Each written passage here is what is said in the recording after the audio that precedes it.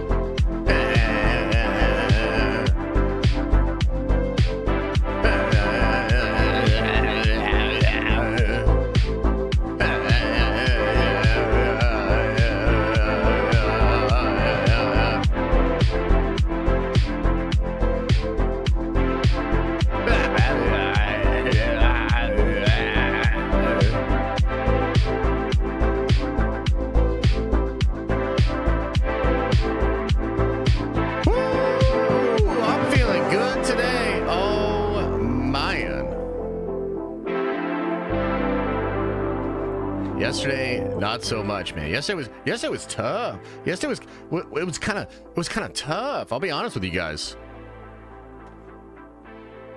I was a little jacked up yesterday, man. Had a bit of a migraine, you know, and I was trying to be all good. I was trying to, you know, tackle some, you know, relatively important issues. And I wanted to, you know, put my best foot forward while shitting all over Lucasfilm and Star Wars and their decisions. And, you know, so I'm sorry that I wasn't on top of my game yesterday, but I gotta tell you, I'm feeling so good today. Today's going to be the day. Today is going to be a great day. And we will be going over the updates around the Rey trilogy. Rey Skywalker is now Obi-Wan. That's pretty crazy. That's pretty cool. So we will get into that. There's some other stuff out there. Like, I guess I didn't realize that Variety themselves had put out an article about Gambit, about Channing Tatum's Gambit. I mean, that's pretty wild. And saying that Marvel loves it, the character, etc., etc. So that's pretty crazy. Yeah, should be a good show. Ping started 3 minutes after the stream. Well, that's not a good sign. That's not a good sign. Someone check on Josh. Is he okay? Wait, what do you mean? Are we not live? What the hell? Wait. What do you mean? What do you mean, check on me? What the hell? What's up, everybody? What's up? What's up? What's up?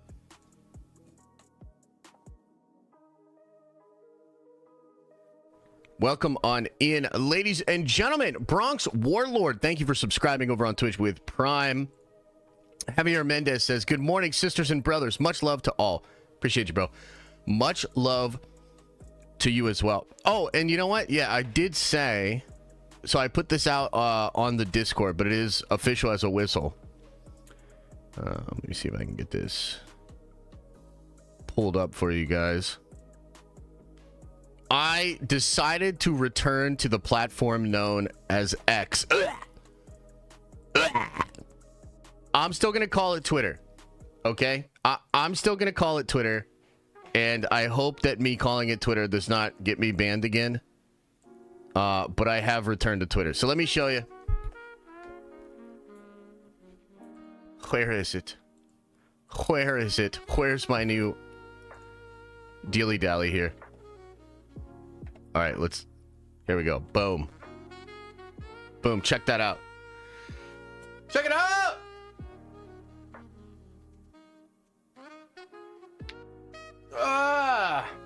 So, after Elon won the election, I decided to switch sides. So now I'm Team Elon all the way. You know, Elon can do no wrong. Elon the best. We all love Elon. We're an Elon channel now. And so go over and follow me. You know what? Can I make a request here? Can I make no post yet? No, I have not posted yet. Brad L, welcome to the Nerdvengers. You are a Nerdvenger. Now, I would actually like for my first post back. Here's what I was thinking.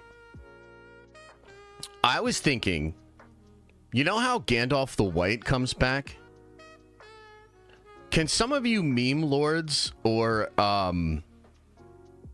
Photoshop experts, could you take my picture and Photoshop it onto Gandalf? I know Benjamin does a lot of these in the community on the Discord. So if you, because I'd like to make a post of like, I've come back to you now when the hour is late or whatever the fuck he says. And then, I mean, let's be real. We're just going to shit on Star Wars. The whole reason that I'm making the Twitter is that it has to be said, man. We've got to get out there and we have to be super toxic about Star Wars. I know that seems crazy, but given what's at stake, I don't know, man. I don't think we can leave the conversation. I feel like we have to get back into the town square, ring a big bell, dong, dong, dong, dong, dong, dong, dong, be like, Kathleen Kennedy fucking sucks. Still, I can't believe what is happening.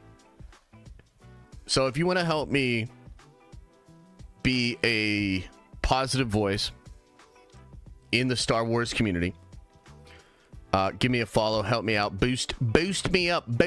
Hey, Brad, thanks for gifting a membership too. Appreciate you. Is that what he says? I've come back in a dire time. Is that what he says? Damn.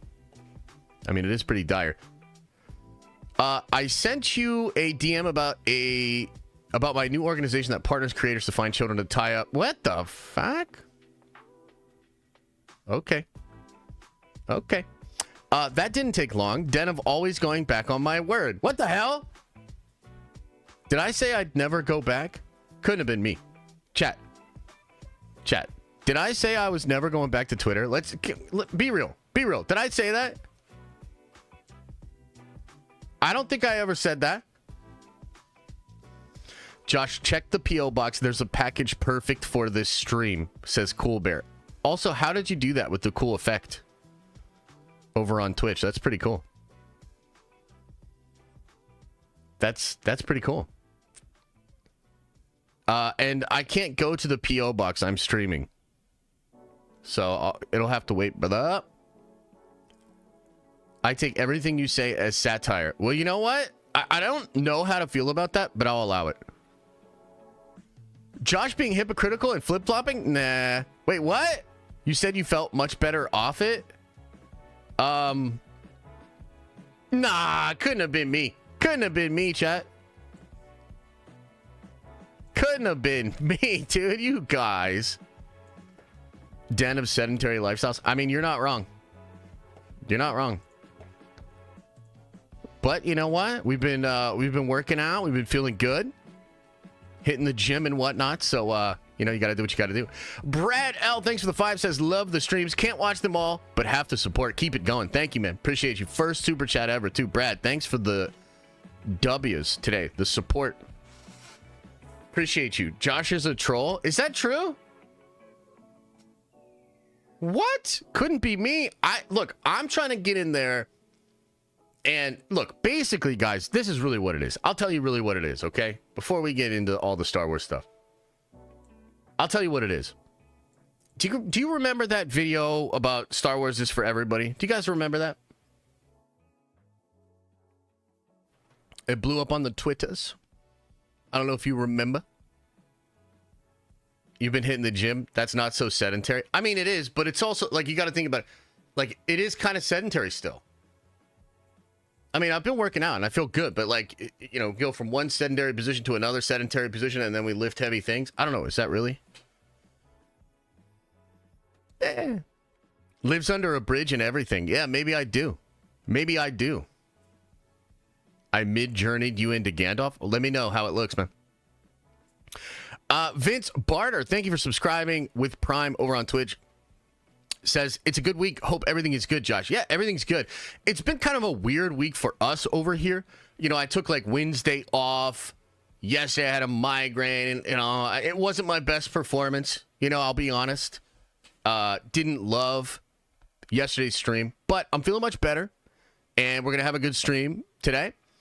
And we're going to be back at it next week. And I think next week will be a lot more like normal. And we're going to stream every day. We'll be doing a lot more videos and stuff like that. So I think the election kind of threw us off a little bit. Mostly because I was like, man, fuck that. And leave it alone for a little. Get a stand-up desk? Why would I do that? I'm not complaining about the sedentary lifestyle. You guys are complaining about the sedentary lifestyle. I feel all right. I felt a disturbance in the forest, like a room filled with Raylos were screaming in agony all at once. Yeah, too. True. Okay, so do you guys remember that video? Right? Star Wars is for everybody. So look, I actually got invited to be in that video.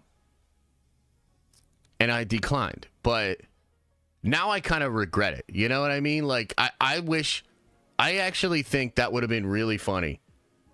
To be a part of that video. And I got invited via Twitter. That's how they reached out to me. You know what I mean? That's how they reached out to me. So I realized, I was like, man, I'm missing all of these opportunities, you know, to be a part of the conversation, to be a part of the whole thing. I'm missing all these opportunities. So now I got to get back on Twitter so that I can be a part of the next super cringy, out of touch Star Wars fan video. I mean, guys, buckle up, man. Kathy's given us like 9 movies on the way out, including a whole trilogy about Rey. She's Obi-Wan now. So we gotta get out there. We gotta talk. We gotta be a part of the conversation. We got to, man. So, yeah, we'll, bro lasted a week. That's not true. I'm pretty sure I was off for like a month. X9008 gifted a membership. Thank you, brother. Appreciate it. And then Carl says, so glad to see Star Wars is back. KK with 4D chess. Love to see X the Den back. Everything will be fine. Nerd Avengers for life. Appreciate you. Appreciate you. Hey, is Rosie O'Donnell in the chat? By the way, guys, we have a new nickname for Rossi. I don't know why, but he prefers to be called Rosie O'Donnell. You know, he paid so that Theory would call him Rosie O'Donnell, and who am I to stand in the way of his dreams? So we're gonna have to call him Rosie O'Donnell now. Look, I don't get it. I don't understand why, but it's a free country. So we're going to give the man what he wants. We're going to give the man what he wants. Okay? I have a bad feeling about this. Josh, are you wearing pants right now? You'll never know. You'll never know. Unless I have to stand up and scratch my butt. Captain Zukut says, it's a good Friday to be a Nerd Venture. Glad to see you back on Twitter. Personally, I put your Gandalf pick in Discord. Nerd Vengers for life. Unity. Appreciate you, brother. Let me check out the Discord. See if you guys... I'll pick amongst the videos that... Or rather, amongst the... These are already amazing, dude. These are already amazing. I'll pick out the best one later. I'll pick out the best one later. And then we'll use that for my post back. Okay? Yeah. And we'll see how it goes. We shall see how it goes. Rossi making it to every Josh stream and Theory stream. It's true. It's true. He's a big supporter. He's a big supporter. Mr. JB says, welcome back to the letter between Y or W and Y. I don't know what you're talking about. That letter doesn't exist for me anymore. Talented and creative people in this community, says Aaliyah. That is absolutely true. Rosie O'Donnell, 100%, says Rossi. Hell yeah, man. Hell yeah. Make it your profile picture. Well, I'll make it my the first post back. I want to do a big long thread about coming back to Twitter. Yeah. Anyway, I hope you guys are all doing well. We've got a couple of things to go over. So, obviously, yesterday we had the crazy story about a new trilogy. Man, I still can't quite wrap my head around it. But it's real. You know, as I said yesterday, we called this shit, man. I tried to tell everybody last week. Everybody looked right past me. Everybody was like, no way, Josh. There's no way that's happening. And then the actual reports come out yesterday. So I want to clarify what's going on. Now that I have a clearer head and I'm not as butthurt and actually dealing with a migraine as I was before. So we'll break that down. Jeff Snyder on his newsletter, and he released this one completely free, so we'll actually look at his actual report here. He clarified some things and basically talked about what he was hearing. Look, we live in a very strange world. I'm sure you've noticed. I think this week in particular was pretty strange.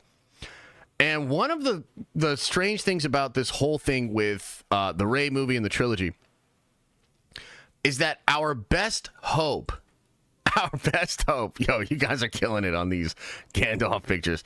Like I said, I'll pick one later today.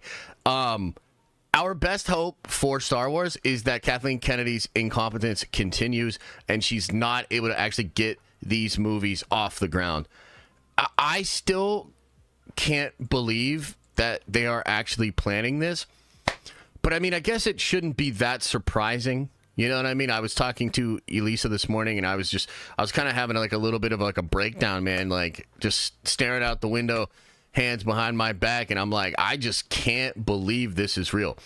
I cannot believe that she is trying to greenlight 3 more Rey movies at least, before she sails off into the sunset. And, you know, Elisa was like, is it really that surprising? I'm like, I guess not. But truly shocking to me still. Like, I have trouble believing it. So we'll go over that. We'll try to explain, you know, is there maybe a positive way this could happen? Could this potentially be good for Star Wars? We'll try to be fair. We'll break that down, but I still am very much in shock. I want to go over an article in Variety about how Marvel Studios is apparently obsessed with Channing Tatum's Gambit, and this was something that was actually in the trades. Ryan Reynolds himself was talking about it, so I was like, okay, cool, we'll take a look at that. I want to talk about Captain America Brave New World, okay? Not only do we get the popcorn bucket for Captain America Brave New World revealed, which is dope. I think it's dope. But also, we have a new trailer for Captain America Brave New World coming out tomorrow in the afternoon in Brazil. It'll probably release publicly, at least that's what I'm being told. So that'll probably come out tomorrow, and I want to talk about that. And I'd like to talk just a little bit about Brave New World because, look, they've been changing this movie a lot. I really wonder if they're, like, how are they changing it now? I'm sort of curious if, like, this week changed the way that they are thinking about this movie at all, or maybe not. It is kind of ironic that the first Marvel movie during the Trump administration will be a big old red president that's a monster and gets angry and shit. You know what I mean? So it's like, did they get really unlucky there? Did they get really lucky? Are they going to change that film at all due to the political landscape? Well, they already have. Are they going to further those changes? That's a question. Want to kind of go over that. And then one thing I wanted to do today is, I don't know if you guys know this or not, but Magic the Gathering, right, which is a game that I really like. I really love Magic the Gathering. Magic the Gathering is going to start doing Marvel cards. Okay, some of them have already been released, but next year they're going to start releasing a Spider-Man set and some other sets. And I believe the Marvel MTG collaboration will last years. So this is actually kind of cool for me and for the community. Oh my goodness, the doggies are going crazy. Hang on, guys.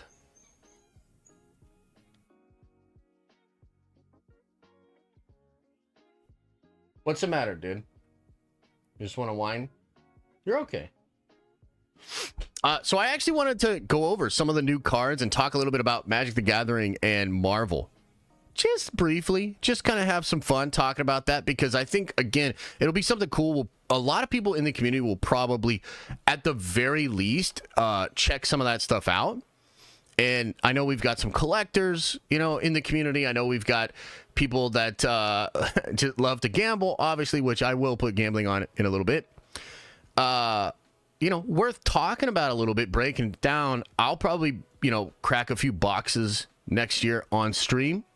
Potentially even play some Commander games or something like that on stream as well. So I think that could be cool. We'll go over that later in the stream as well.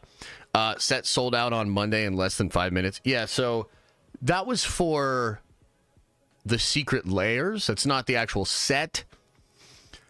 The secret layers are like showcase cards that are like printed demand. They're like a separate thing than your standard set, right? But yeah, they apparently sold out on Monday. A lot of people really excited about them. I'm sure that scalpers are selling them, you know, for profit and whatnot. But yeah, did any of you guys get any of them on Monday? Action, it didn't sell in 5 minutes. I checked a couple of hours after and it was all available. Really? That's interesting. I had actually assumed that I was not going to be able to get it. And so I didn't even try to get it on Monday. I just assumed it was Jover. Because, like, those things before had been hit with a lot of bots and whatnot. Yeah. Den of Card Addiction? Dude, I love Magic the Gathering. I think Magic the Gathering is one of the best games ever created. No cap.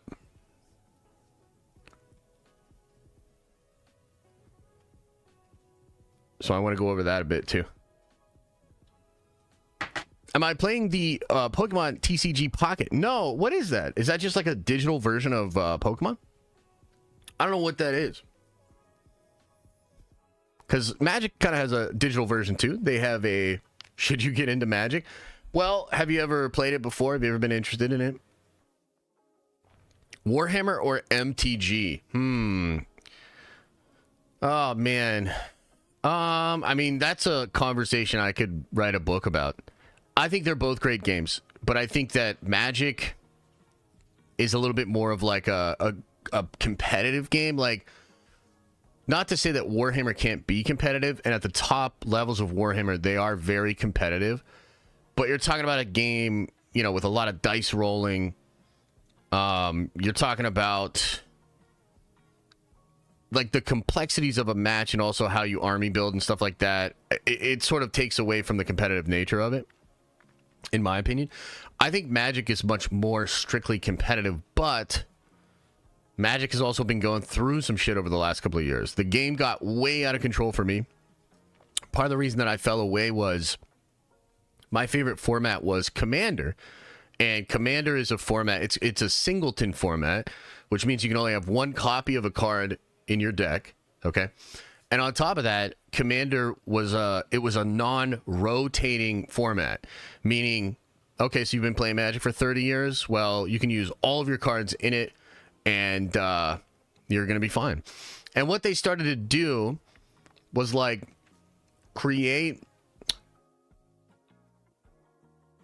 They basically started to create rotation within the Commander format. So, like, every new set had cards that if you wanted to be competitive in Commander, you had to buy the new cards, which was horrible. That's not how that format's supposed to go. It's supposed to be a format that, like, sure, there's some new stuff, and you can cook, you can come up with some cool ideas, but the idea of needing to buy each and every new set in order to be competitive is really horrible. You know what I mean? So that's kind of what happened to Magic over the past couple of years. But I would still say Magic is a more competitive game. Like, if you don't want to lose off some bullshit, you want to play Magic. You could definitely lose off some bullshit in Warhammer. I don't know if that makes sense. Hopefully I explained that well. Okay, let me get the gambling pulled up for you guys. Because I know you guys is fiends. I know you guys is fiends for it. So let's get the gambling going on. And then we'll begin breaking down the news. Bam! There you go. Okay, let's get this pulled up. And we'll look at Jeff Snyder's newsletter.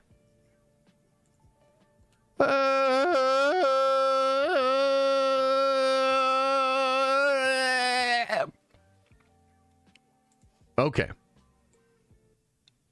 Okay, ladies and gentlemen, let's get into it. Let's get into this nerd venging together. Now, you will, of course, recall that yesterday we talked about Deadline and then THR's reports about Simon Kinberg doing a new Star Wars trilogy. Now, that, strictly speaking, is true. He has signed on to write a trilogy. He is going to be producing that trilogy alongside Kathleen Kennedy. But the question is, what the hell is this trilogy? Now, yesterday, there were a lot of conflicting reports, a lot of confusion. People had different ideas and thoughts. And I said, well, we're going to have to wait and see how some of this shakes out before we know exactly what is going on. But I told you guys, I strongly feel as though this is a trilogy which centers around the character of Rey. Rey who? Rey should have never done this. Worst goddamn thing they could have ever done. Skywalker. That's the character. That's who I'm talking about. Maybe one of the stupidest decisions ever made in a major franchise. Something that I don't like. You find me some motherfuckers that like the fact that Rey is Skywalker. I don't think they're like Star Wars fans. I hate the gatekeep, but that gate is up. And if you like Rey Skywalker, you're on the other side of the gate. Now, let's now look at what Jeff Snyder had to say in his newsletter last night. And for the record, Jeff Snyder, pretty goddamn reliable. Jeff Snyder has been on top of what Lucasfilm has been doing for years. It is because of Jeff Snyder that we know the checkered past of the Sharmeen Obaid-Chinoy Rey film, all the way from Lindelof to Steve Knight to Daisy Ridley coming out on stage when they don't even have a script. All that shit. We know all of that shit from Jeff Snyder. Here's what he says. Star Wars, what I'm hearing about Simon Kinberg's trilogy and what it means for the rest of the franchise. Oh, man. To episode or not to episode? That is the question. Oh, clever. On Thursday, with Hollywood starting to emerge from its collective post-election hangover, and that's actually true. I think this week did have a big hangover in the news and just in general on social media. Everybody really just wants to, talk about political shit and like, understand what is going on. I think next week we'll be back to normal. And of course, this weekend, thank God, we have D23 over in Brazil. We're getting a new trailer tomorrow, so we should be back to regularly scheduled news next week. Disney and Lucasfilm dropped a bombshell. Simon Kinberg will write and produce a new Star Wars trilogy. Deadline's Mike Fleming Jr. broke the news, writing that the new trilogy would be episodes 10 and 12. It's not even 3 movies, dude. They can't even count. Of the Skywalker saga, Deadline's own insiders disputed the trade's intel, saying that the trilogy would launch a new saga.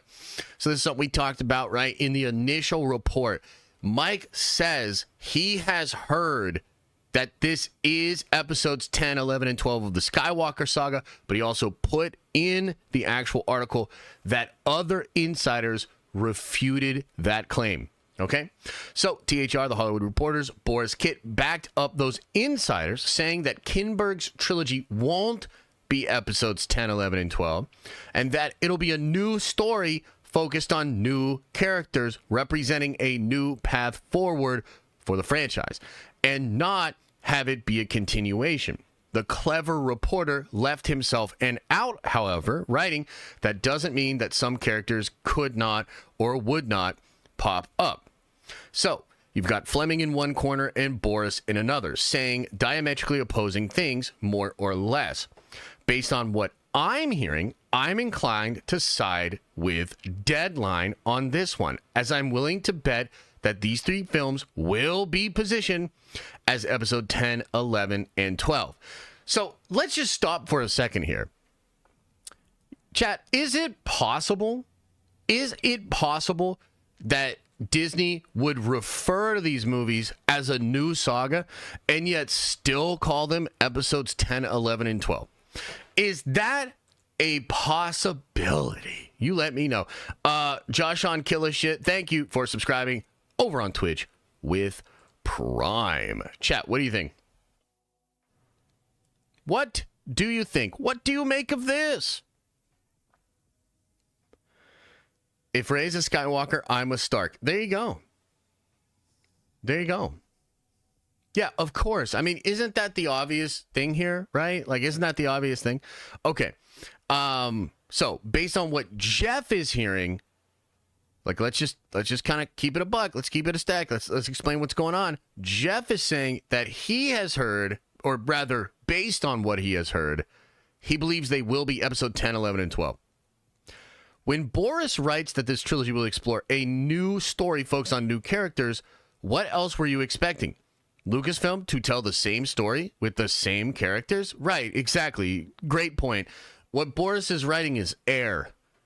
It's like air. It's not anything. He's not saying anything when he says that.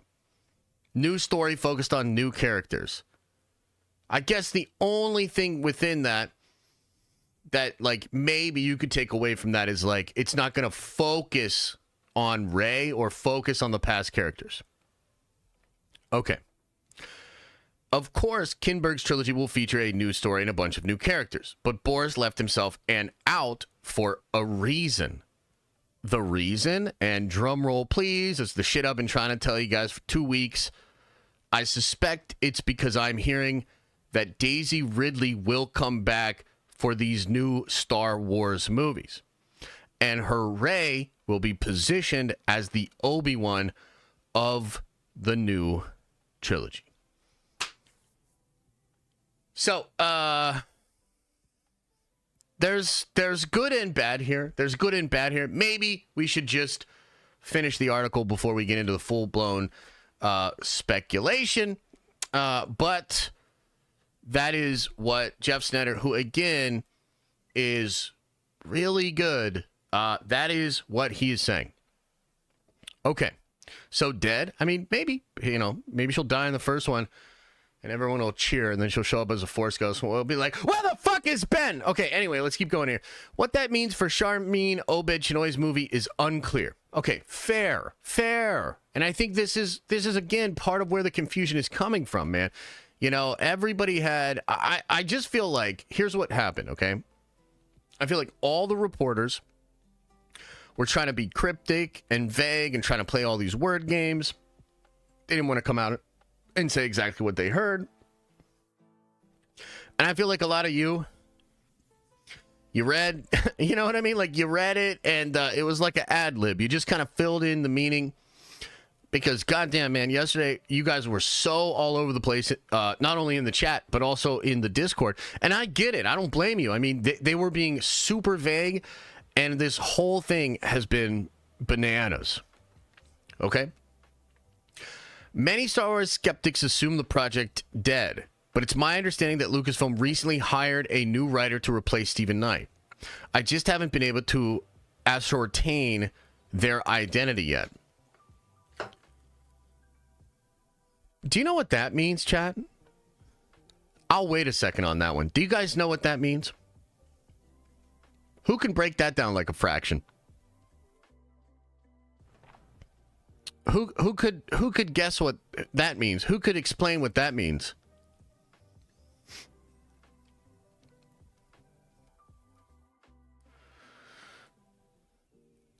It means you might be getting 4 movies about Rey. 4 movies. I just haven't been able to ascertain the identity yet. Would Lucasfilm have paid a new writer if it had no plans to make Obed Chinoy's movie, knowing full well now that Kinberg would be writing a new trilogy? You'd think not, but honestly, who knows? There's a lot of big, fragile egos in play here.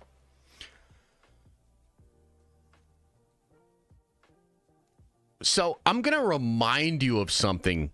When this story first broke, I mean when it first broke, it was Jeff himself, I believe, that clarified that the new movie was not a trilogy, but if it were successful, they could spin a trilogy out of it. Adam, I know you're usually like really good at finding stuff like this. If you could find where that was reported, if not, it's no big deal. Maybe you're actually doing work today at the job. Who knows? But if you got a second and you could help me out and find that, I remember this very clearly because it was basically saying this movie is not designed as a trilogy, but it's technically designed to set up the possibility of a new trilogy. Okay?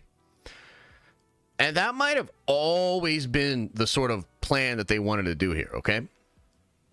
So let's read on. Obed Chinoy's movie is rumored to find Ridley's Rey training a new generation of Jedi warriors. And if my source is accurate, then it sounds like she'd serve a similar function in the Kinberg trilogy. Alec Guinness, sometimes I call him Alec McGuinness. I don't know why, okay? Why am I the way I am? I don't know. Alec Guinness's Obi-Wan served as mentor to Mark Hamill's Luke Skywalker before guiding him as a Force ghost. I think, which makes me wonder if Obed Chinoy's movie will ultimately come to fruition. The optics certainly wouldn't be good if Lucasfilm pulled the plug on Obed Chinoy's project at this point. But you also have to wonder how many movies we need with Ridley's Rey. I will tell you right now, fucking 0. An older version of whom is also rumored to be a part of Sean Levy's vision for...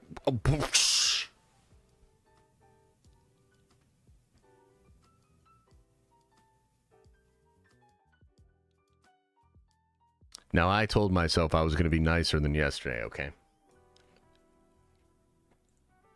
But are we talking about 5 Rey movies? Do they have 5 Rey movies on the board?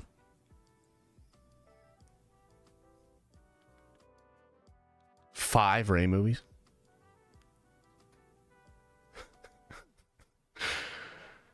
Okay.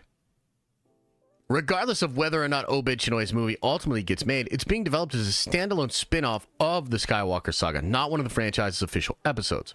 Yet, it's the episodes that audiences have flocked to see in theaters, and I imagine it's the episodes to which Lucasfilm will eventually return. Because in Hollywood, sooner is always better than later. Okay. As far as the bigger picture goes, I think this is Lucasfilm and Kathleen Kennedy and Disney's Bob Iger making one last big Star Wars push before they exit their post next year. So I want to kind of stick on that for a second because some people were confused by this. Some people thought, okay, so she's producing these movies, so she's going to be here for like 5 more, 6 more years as these movies get made. That's not what Jeff is saying. What Jeff is saying is he feels like this is KK and Bob Iger's big last Star Wars push before they both exit. Next year, Bob Iger probably gone. Till he returns again mysteriously, right? And it is rumored that Kathleen Kennedy will step down next year. And in fact, I told you guys that I'm beginning to believe that Kathleen Kennedy will make an official announcement about stepping down at Star Wars Celebration in Japan. It all lines up. We've been on this. I mean, look, I don't like to brag. That's not true. I fucking love to brag, but it's not a good look. Okay? You should not brag. You should try to be humble. But holy shit, we have been on it with this Star Wars shit for like years, man. I'm telling you right now, they're probably going to announce at Star Wars Celebration next year that she's stepping down, she's going away. But before she leaves the room, she's leaving a big old stinky fart in the room. I thought it was maybe just one Rey movie of a fart. It's looking like 5 Rey movies level of a fart that she is leaving in the room. My God. And I know Kennedy hasn't formally said anything, but I fully expect her to step down once she has charted a course for the future of the franchise. Right. So that's what we're saying. Okay. I don't know why they turned to Kinberg. I do. Whose track record is hit and miss, and who has been tasked with resurrecting the moribund Star Trek franchise.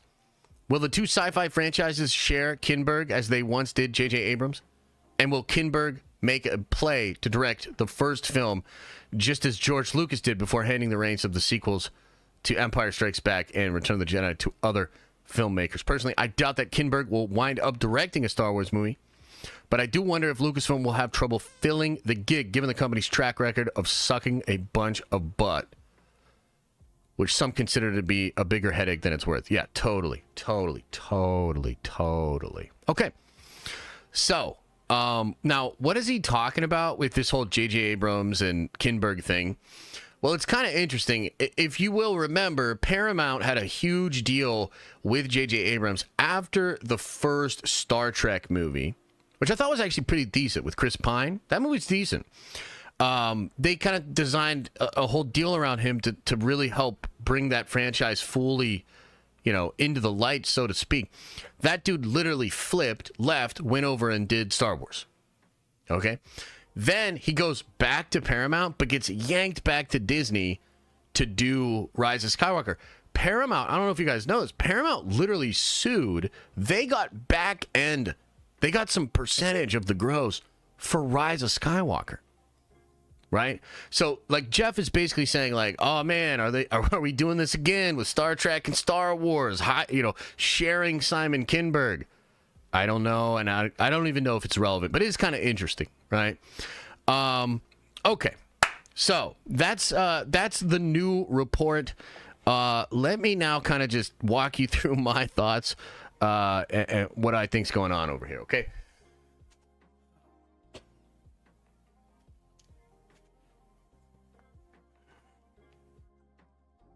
Yeah. So,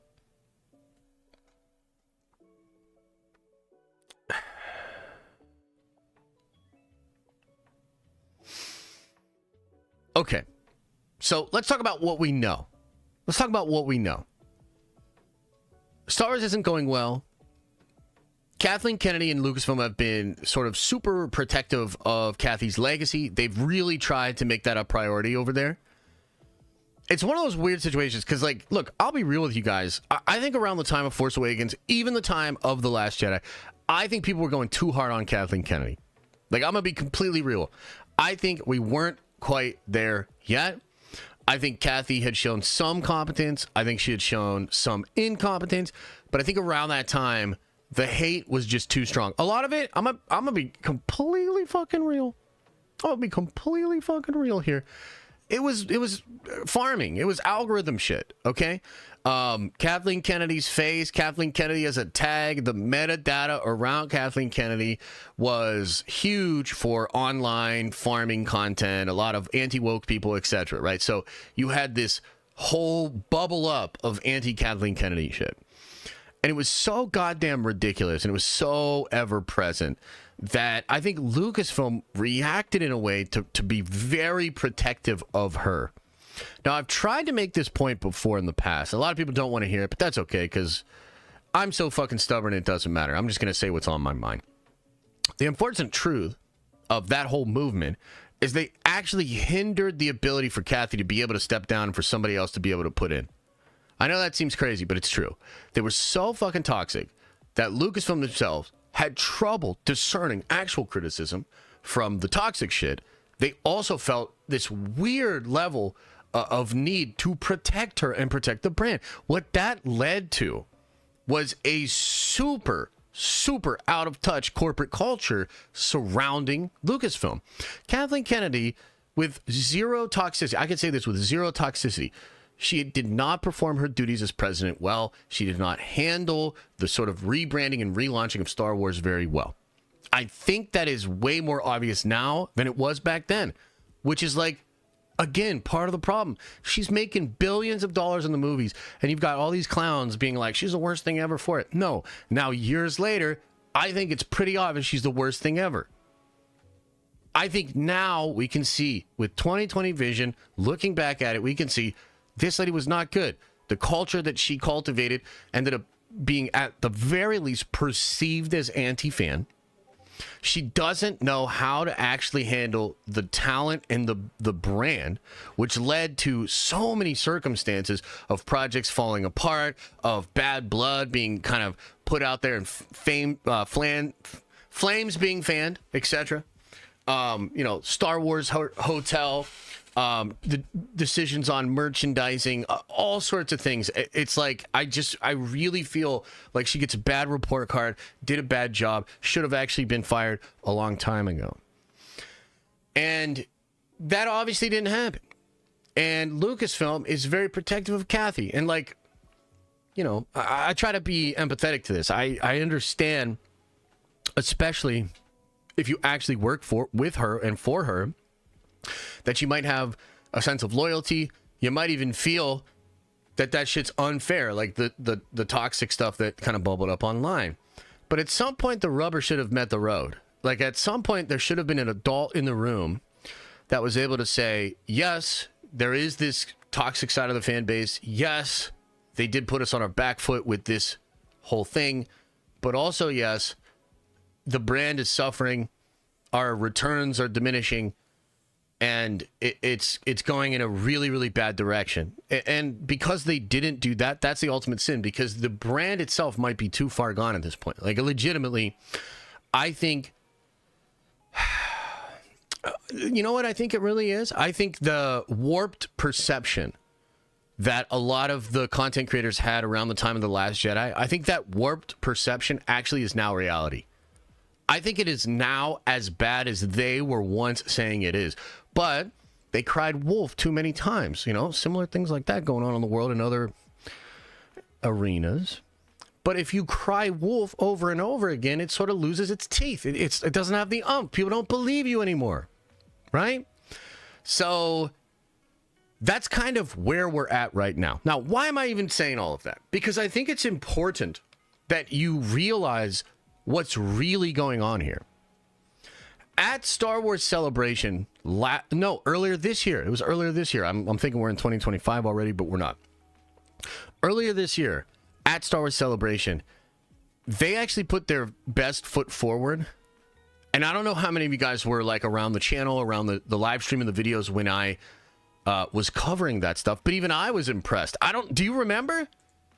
Even I said, rare Star Wars W. Do you guys remember? I was like, rare Star Wars W. Holy cow. A Mangold movie sounds great. Dave Filoni doing a movie off of the heels of Ahsoka. I was really excited for that. Charmin Obid Chinoy Ray movie. Okay, yeah, that kind of sucks. That sucks. But there was other stuff going on that was cool. You know what I mean? Like, there was other stuff going on that I was excited about. But they couldn't even hold strong on that. They couldn't even hold strong on that. Guys, they then had the next Indiana Jones movie connected to the guy, James Mangold, that was one of the announced movies. Produced a massive bomb that audiences completely rejected, so much so that it became parody on South Park, okay? You don't even have to get into the weeds on that. That's just reality. That's what happened. Okay? So, L. And, literally next up, we start hearing about how the Rey movie is going to be delayed. Steve Knight, he's doing the Peaky Blinders movie. How the hell is he going to do both movies? He's probably not going to do this. Charmin Obid Chinoy is saying she likes to make men uncomfortable. It's just like they got hit with all the same shit, and that started to look like it was falling apart. They then realized they can't even have Filoni do his movie. They can't even have Filoni do his movie, dude. He's A, not ready. B, doesn't have a story. C, isn't even finished with the scripts for Ahsoka Season 2.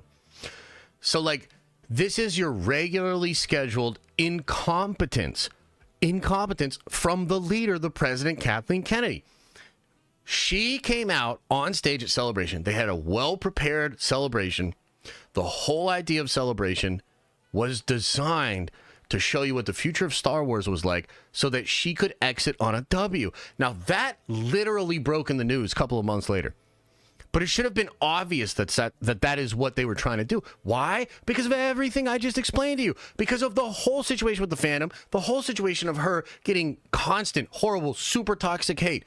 Some of it comes from this guy. And I apologize. I am a big sweaty nerd, a super lifelong Star Wars fan, and you fucked up my favorite franchise, Kathy. You fucked it up. Basically because of your incompetence, and I think super out-of-touch boomer philosophy of corporate culture. Really fucking whack, dude. Not a fan. But even I can acknowledge that that shit was crazy, and it affected why they were doing what they were doing. They were trying to give her a W. They were trying to give her an off-ramp. And guys, she fucked it up. She fucked it up again. Again. Then we get an announcement months later, after Star Wars Celebration, that Mando and Grogu is becoming a movie? What the fuck? Where was that during Celebration? Because they literally figured out all the shit we just announced is falling apart.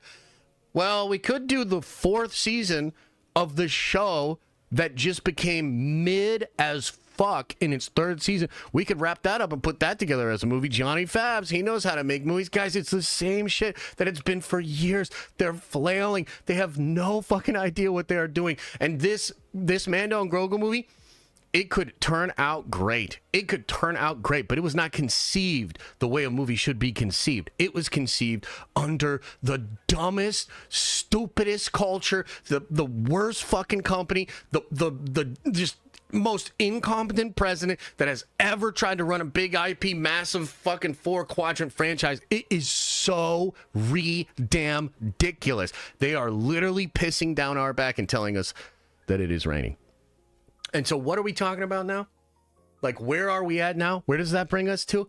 It brings us to, she's going to try again. She's trying again. And she's going to a writer that has a tie to Star Wars Rebels and has also been unable to be successful in the film industry. Simon Kinberg is a less than inspiring choice, because every single inspiring choice that has happened over the past couple of years led to an unceremonious breakup. All of it. So nobody wants to fuck with Star Wars anymore except Simon Kinberg, who frankly would probably take most jobs at this point. And so what this is, man, this is her trying one more time to find an off-ramp, to find some kind of W, and then sail off into the sunset. And ironically, the only hope that I have as a fan is that she continues to be the train wreck that she has been, because this does not bode well for Star Wars overall. I promise you, this will not go the way they think it will. They think they can set up a whole new trilogy and have Rey Skywalker act as Obi-Wan. And they think, with the brand at its lowest, with audiences at their most toxic ever, that this is the W, this is the off-ramp.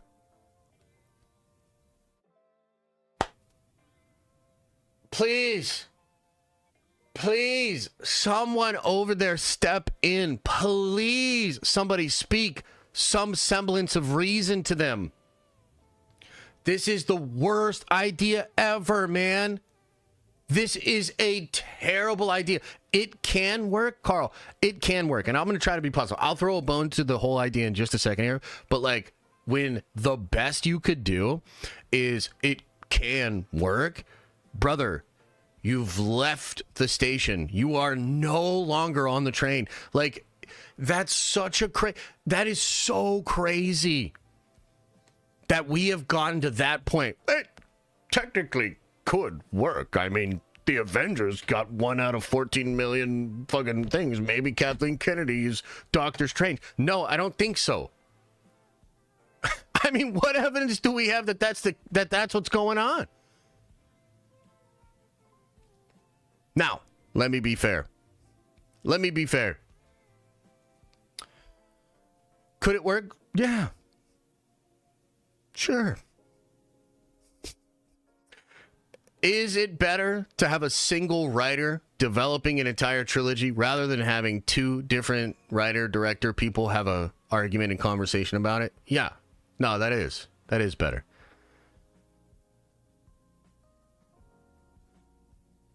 Should be Dave. Just straight up, should be Dave. Kathy has Dave Filoni and Jon Favreau doing dirty laundry. They're trying to clean her laundry. And what do I mean? Like, Mando Grogu. Dude, what the fuck is Mando and Grogu? Why are we doing this? This is so stupid. And do you know what that's doing? It's locking Dave and John into something so that Dave can't even work on his movie. They both cannot work on a trilogy. Instead, they're just trying to keep the brand alive at all costs. Okay? Dave then just going to jump from the movie to Ahsoka Season 2. He's also CCO, so he's trying to, like, balance all of these things. Like, basically, he cannot write this trilogy.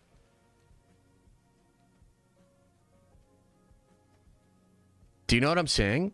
So, like,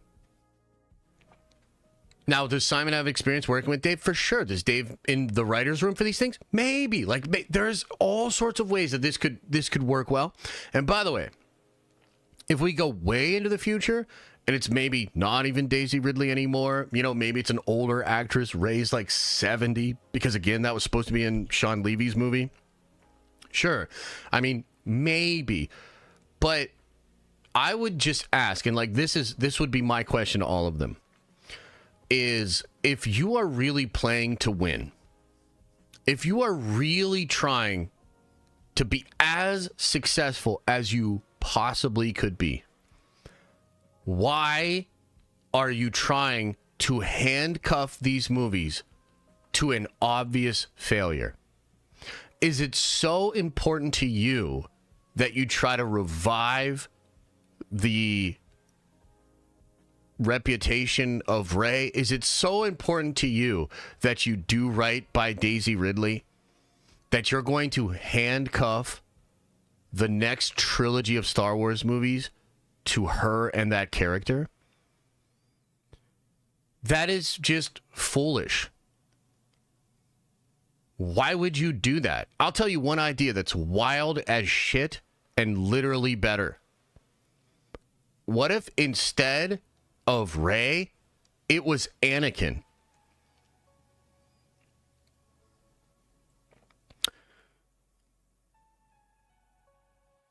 And that seems crazy, right?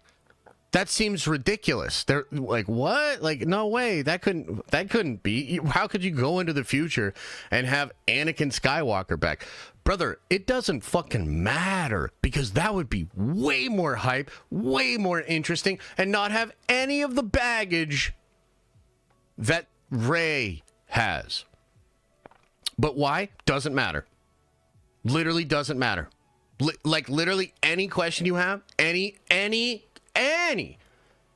fucking, criticism of that idea, any question, any concern, any negativity towards it, does not matter. You are underestimating what's on the other side. What's on the other side? Raylo's buying out theaters to clown on your shit. What's on the other side? The lowest Rotten Tomatoes score ever for a fucking Star Wars movie. What's on the other side? The trending down trilogy. That's what you've got. That's what's on the other side. It is so goddamn ridiculous that they don't understand that. And you know what else? I'll tell you this too. Robert Downey Jr. just came back as Doctor Doom. Okay? And I know there are people that have mixed feelings about that. I know it's generated a lot of conversation, a lot of concern from the fan base, a lot of backlash. But I fucking promise you that movie's selling tickets. I fucking promise you the concept itself is driving interest back to the franchise. Kevin Feige put his dick on the table. That shit's wild. Doing something with Anakin would be similarly as crazy. And you'd have a bunch of people, like you've already seen in chat, all that sort of stuff, that'd be like, no, but he's dead. Oh, you can't go back to the well, this, that, second, and third. It doesn't fucking matter because all of you would show up, not only for the movies, but you'd show up for the conversation. And that conversation is so much better than the conversation that we are currently having about Rey. Just like the conversations about RDJ Doctor Doom are so much better than all the conversations that I've been having about Marvel for the past 2 years. How do I know that? Because it's my fucking job. It's what I do. I get in the trenches with you and I nerd out about this shit. And I'm telling you, the past 2 years have been fucking awful talking about Marvel. And now it's much better. So this is like a terrible idea wrapped up in poopy, stinky underwear being shot into our eyeballs with a slingshot. Frankly, I'm not a fan. So, can it work? Sure, man. It could work. Is it the worst idea ever? Yes. Yes. Yes, it is. Guys, this could be a fucking death blow. Like, look. Here's a scenario.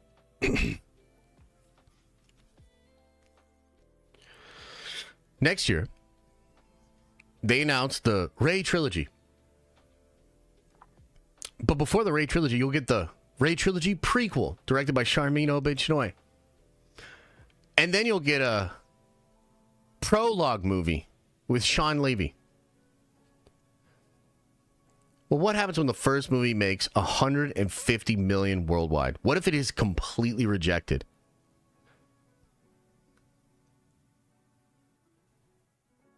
Do you think that's better for Rey? Do you think that's better for fans of Rey? Do you think that is better for Daisy Ridley?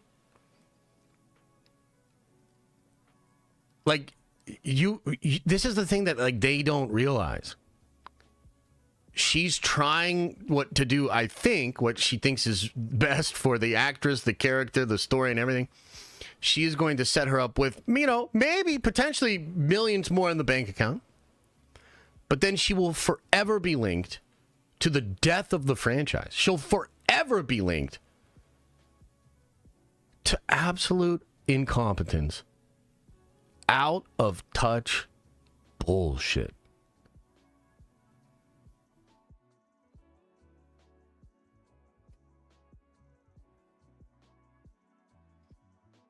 This is so stupid. I have trouble believing it's real. Like, this is so stupid. I'm still kind of in shock. I kind of want to pinch myself. Like, am I actually streaming right now? Did this news actually happen?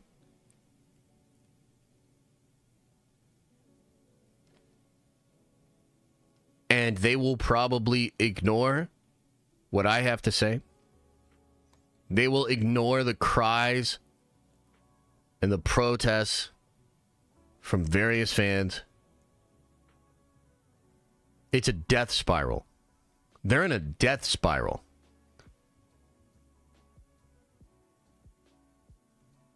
So anyway, that's the news. That's the news. What do you think? That's why we ignored your video. That's how we felt. No, I get it. That's why I didn't even make a video today. I was like, you know what? I could do a video about this whole Rey thing. Nah.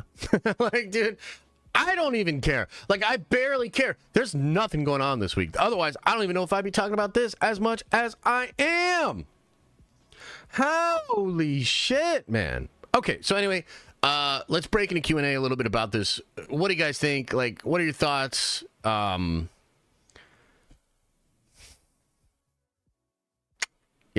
All right, and I'll catch up on a few chats here too, okay? Grizzly Khan says, fully recovered from vein removals and I come back to a Ray trilogy. Help me, Elon. You're my only hope. It's good to be back. Nerd Vengers for life. Yeah, dude. Elon, dude. You know what I wanted to say about Elon, too? Like, I feel like Elon is so dumb, dude. Like, he paid $44 billion for Twitter, and all it got him was all 3 branches of the United States government.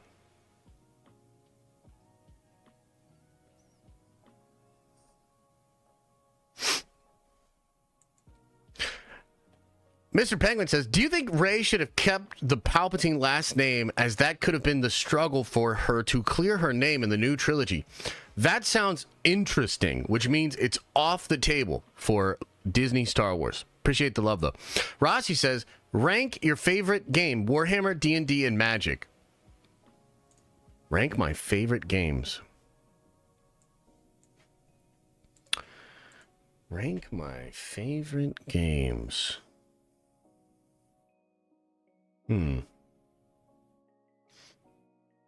The greatest game experience you can have, if you like games, the greatest gaming experience you can have is Dungeons and Dragons.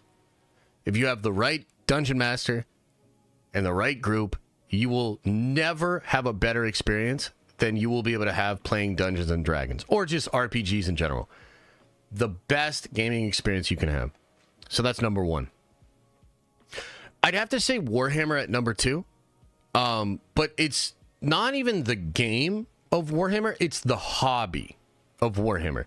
It means the lore, the videos, the painting, the discussions, the books.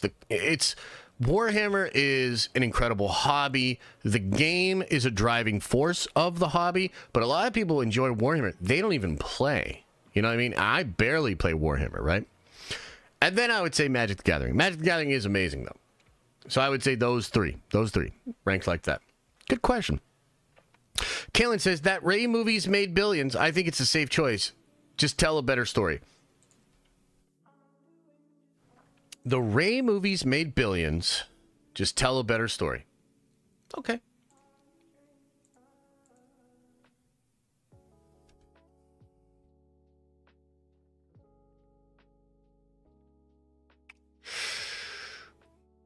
So you think then that each one of the new Rey movies will like make $1 billion? That's kind of what you're saying? Is like based on the success of the sequel trilogy,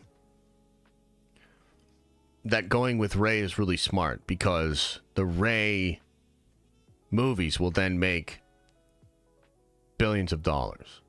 Is that what you're saying?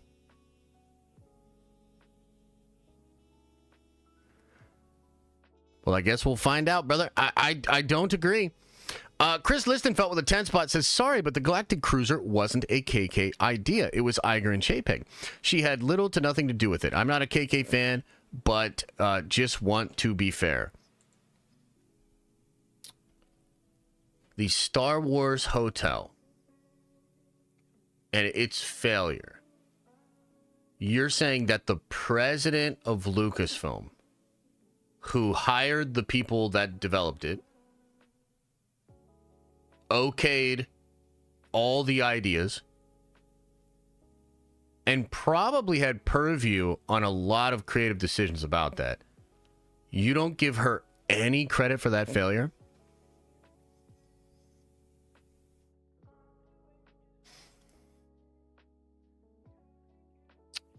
I don't know, brother. And I also don't think that, like, I also think it's absurd to think that, like, Chapek or Iger came to KK and said, hey, we have this incredible idea of how to use the Star Wars brand for the parks.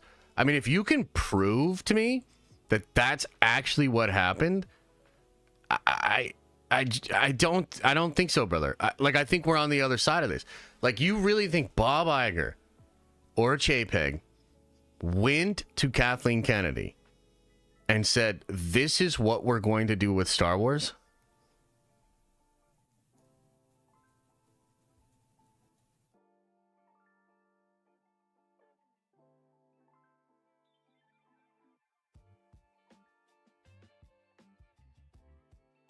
I don't know. Did any of you watch the,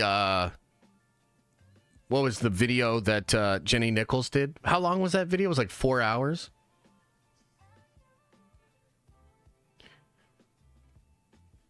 I mean, look, I could argue and I could agree that her failure with the movies is far more laid at her feet than the failure of the hotel. But guys, she's not the lead producer of Lucasfilm. She's not even the like person that makes the movies. She's not that. Do you realize that she is the president of the whole ass company?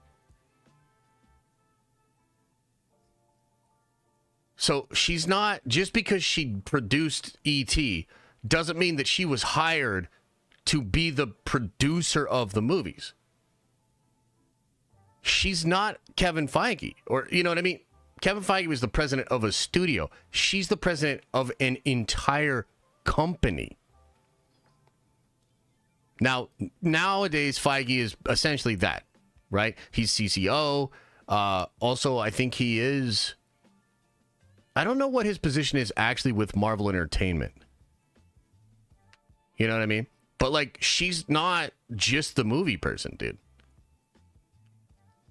If she's not directly responsible for the people that made those stupid decisions, she is responsible for either hiring them or not firing them. Like, do you think Wall Street would come to this company and be like, you know what? You guys have been fucking up big time, but it's definitely not Kathy's fault here. It's definitely not. It's this person in charge of this exact thing over here. No, they would come for the president or the CEO. Like, they would come for that person.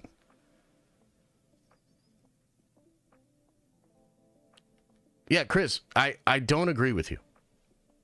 I don't agree with you. Sasha says, Ray who? Ray Skywalker. Oh, Jesus.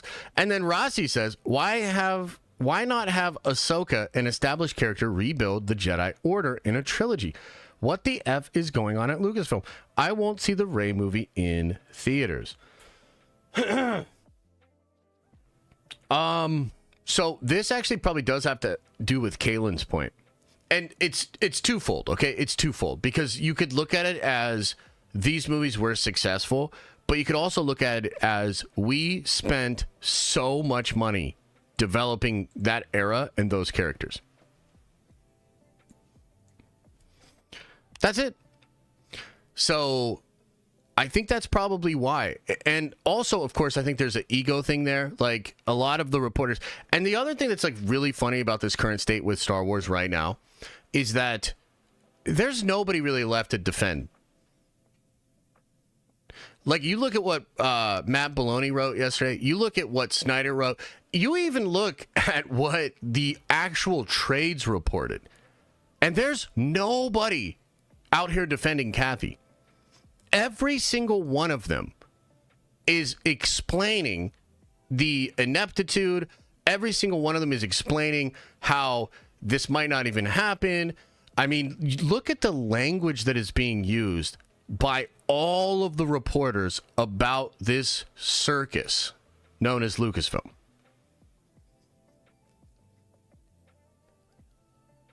I don't know, man. Like, I just think that if you are rejecting that as reality, like if you can't see A, how bad it is, B, how there's nobody left defending you, I mean, that's got to be it. Actually, that probably has to be it. Is it's like it's a culture of ignoring signposts, taking all criticism and putting it in the bucket of toxicity, and then wanting badly to forge ahead on the path that you feel justified in doing because you ignore all failure and criticism. That's what I think.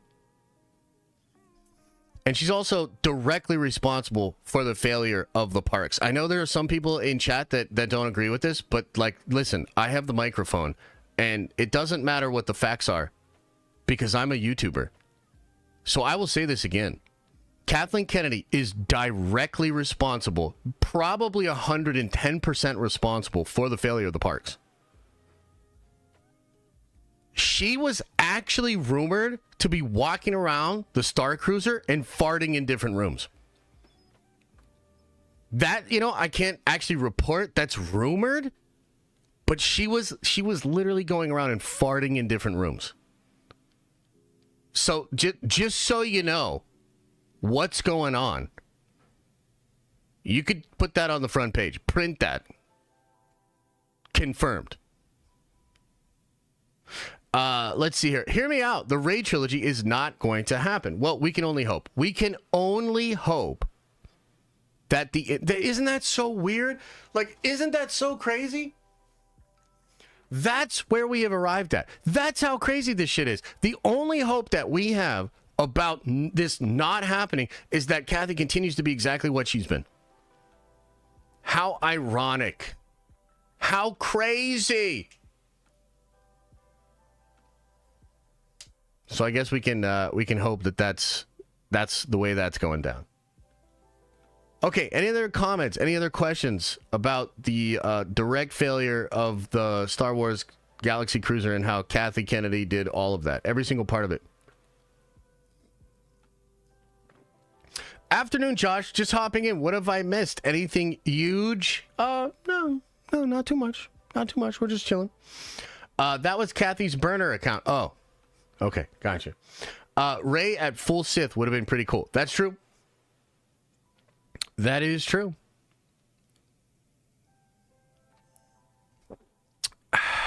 Vandolph the Black says, with a 10 spot, appreciate you. Finn, disenfranchised by the Jedi Order, traces his origin as a stormtrooper back to the bloodline of Fett. Hearing his old friend Rey has fallen into darkness, a Sith Lord, he hunts her down. Whoa! Okay, I'm gonna make a wild caveat here. Little asterisks here. If they turn Rey dark side, I will 1000% support these movies. If Rey goes dark side, you will have the full might of the Nerdvengers supporting these movies. Actually, that's not 100% true. I can't speak for everybody, but I will support these movies. If you turn Rey dark side, and by the way, I love all this shit with Finn. I think it would be really cool. I actually do think John Boyega will be back, but I don't actually expect it to be super cool. But if they make Rey go dark side, I will give them a lot of credit because that's interesting. It seems creative. There would be a lot of mystery there. It would seemingly work sort of counter to the perceived like cultural proclivities of Kathy and her culture of treating Rey with kid gloves and, you know, wanting Rey to be the bestest ever and all that shit. Like, that's actually a huge W, which means it will never happen. They will never do that shit. But that could actually work. That could be cool. And by the way, too, like, wouldn't it be kind of fun if we were on press tours and everything and, like, Daisy Ridley was being cheeky about how people didn't like Rey? Well, let's see how you like me now. You know what I mean? Like Dark Mother Rey, like, being sassy and kind of being like a bitch. Like, I'm going to be honest, like, that shit would be awesome. Bro, we're fucking cooking over here. That's the way to do it. Like, that's the way to do it. If you want to, like, play with that, you got to be able to play with it in an interesting way. The real thing here, I think at the end of the day, what I'm really talking about is this is going down in a way that it's going to feel like more of the same. And the same has shown diminishing returns. Like, let's not forget that the sequel trilogy for all that they will say about it making, $5 billion and all of this sort of stuff, Kathleen Kennedy went to Bob Iger and asked for a break. They took a break because she understood they needed time to figure out how to do this better. Literally. Man, I had so many conversations that year after Rise of Skywalker.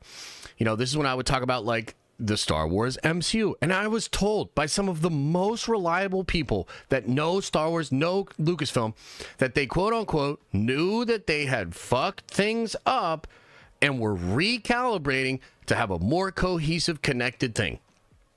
They told me that.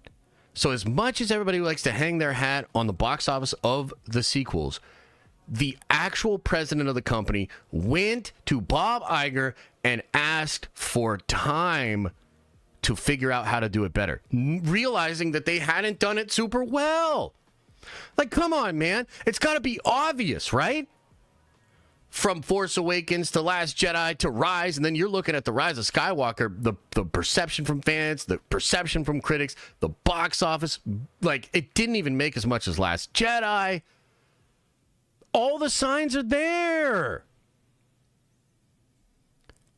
But Josh, they came up with a plan. It was the High Republic. Well, they must have been high as hell when they came up with the High Republic, because that shit doesn't make any sense. Oh my God.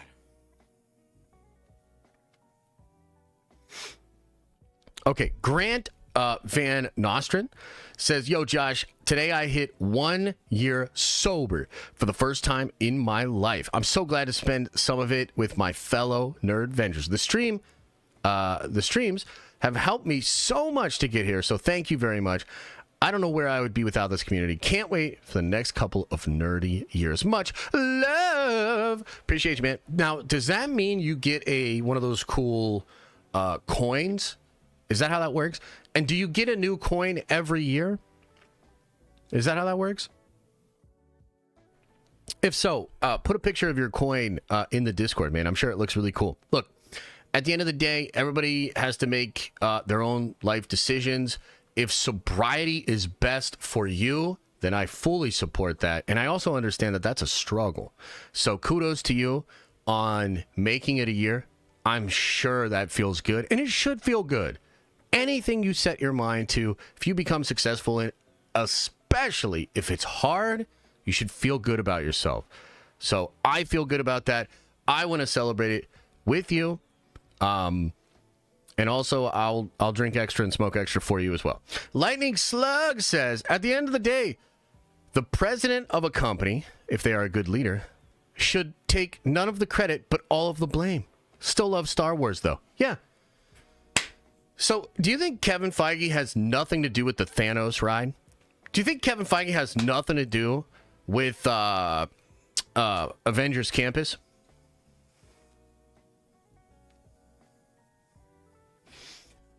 Like, come on, man. And look, am I getting pedantically hung up on a singular point that might not fully be Kathleen Kennedy's fault? Yes. Yes, I am. It's all her fault. Everything. In fact, I'm going to be real. Even Phase 4 of Marvel is her fault. Okay? So let me take you for a ride. Even Phase 4 of Marvel is Kathleen Kennedy's fault. You want to know why? He does, but not as much as you're assuming. You saying I'm assuming? You know what happens when you assume? If you're me, you're right, always. You want to know why, chat?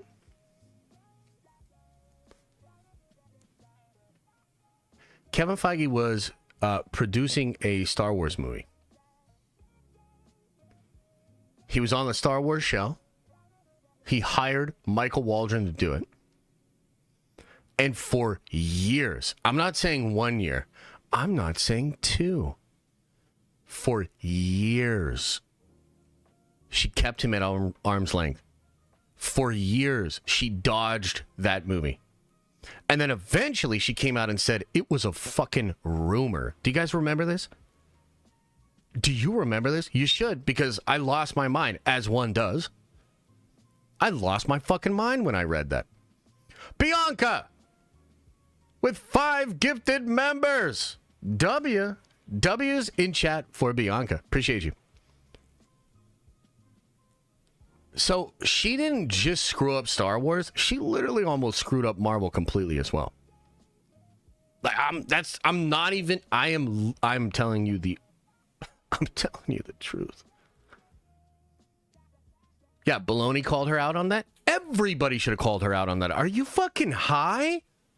Bro, she had him on the Star Wars show.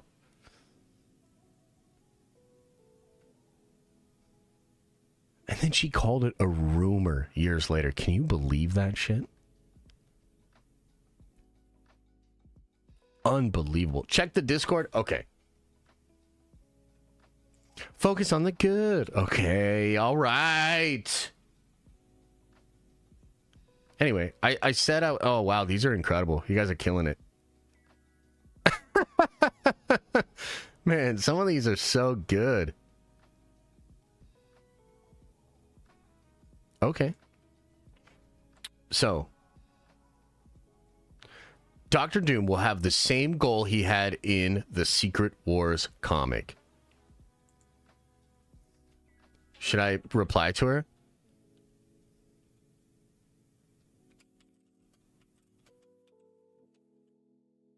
That's a W. Boom. Huh? Unlock more on X. Pay Elon some money. Doesn't he have enough? Didn't his net worth go up like $1 trillion once Trumpy won? Does he really need 11 of my dollars a month? Anyway, of course, Elon, whatever you need. Do you need 3 of these? How much money do you need, Elon? What do you need, buddy? Anything you need. W's for Elon. I'm Team Elon all the way now. I mean, he has control of all 3 branches of the American government, guys. You know, do you really want to ruffle those feathers? We are playing nice with Elon now. You know, I'm a big supporter of whatever he's thinking. Hell yeah. Elon to the rescue.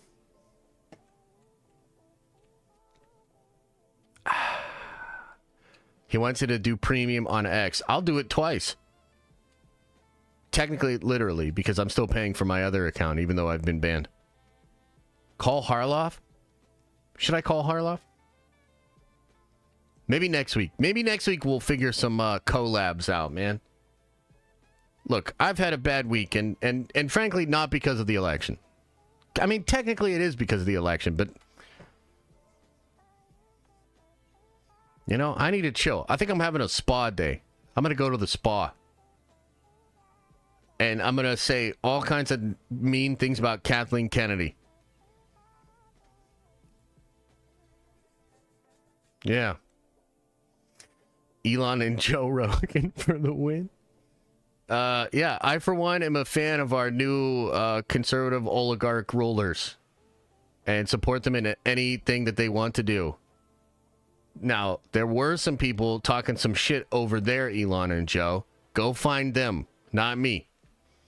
They should have canceled that. They would have banned you. That's messed up. Yeah, they should have. Grok told me, fuck off, basically. I was like, hey, Grok, like, why did you charge me for this? I can't get my shit back. And Grok was like, ha ha ha ha ha, we take your money, no support over here, your account will not be reinstated. Which I was really upset about until Wednesday and the results Tuesday night, right? And then I was like, you know what, I better get over it. Also, why would Harloff answer Josh unscheduled? No, he would definitely not. He's probably locked in right now. I don't know what's going on, but he's probably over there. Are other people talking about Star Wars? Are people excited about Rey? Don't tell me that there are people over there that are excited about Rey. Don't you tell me that shit. All right, anyway, let me answer a few more of these. At the end of the day, the president... Yeah, okay. Who's in charge of Galaxy's Edge? They picked up the sequel era for the theme park. No OT and PT themed rides or characters. Can we blame KK for that? Chat, what do you think? Rossi's asking a reasonable question here. Rossi, what do you think? Rossi, or what do you guys think about Rossi's question? Did you see Snyder report some DC news? No, I did not.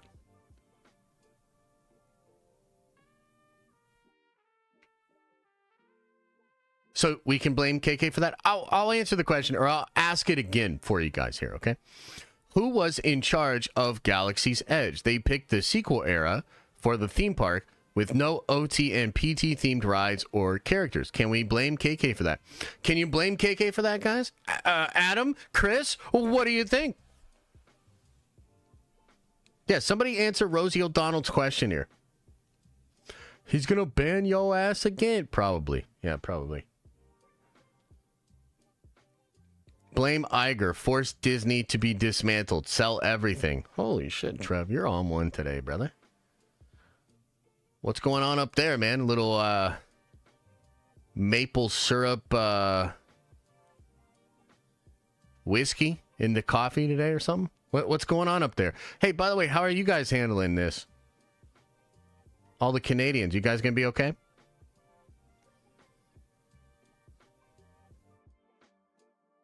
Imagineering wanted to do the OT, but upper management wanted synergy. Aw, shit. Aw, shit. Okay, well, I think we have our answer. I think we have our answer. Okay, where's this article about Channing Tatum's Gambit? Oh, you know what? No. Let's talk about Red Hulk. Let's talk about Red Hulk. I want to show you this. Check this out, ladies and gentlemen. First look at Captain America Brave New World popcorn bucket. What do you guys think, man? What's your first reaction to the popcorn bucket?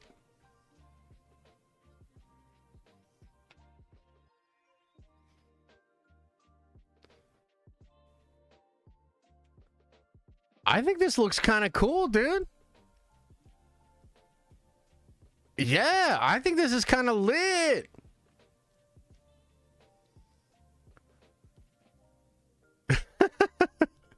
Nah, mixed reaction here. Mixed reaction. Where's the popcorn go? Dude, everybody knows you don't put popcorn in these new popcorn buckets. Looks like a cool bus statue. Yeah, it does, huh? That would be sick as a statue. Like if it was like really well made.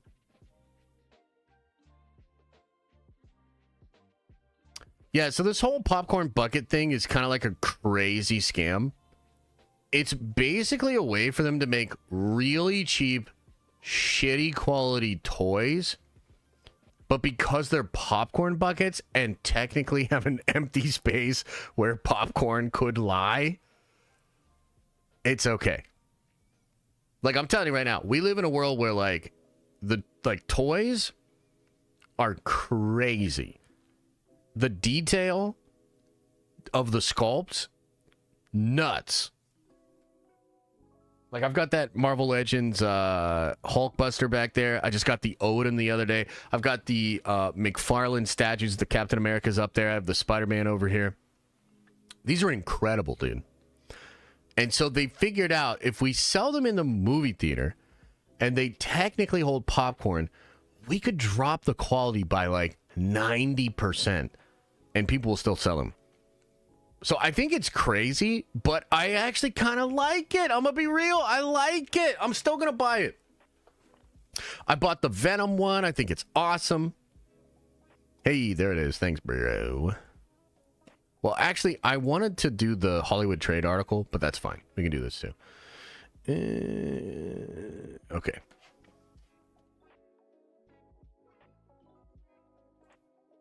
Yeah, man. Yeah, man.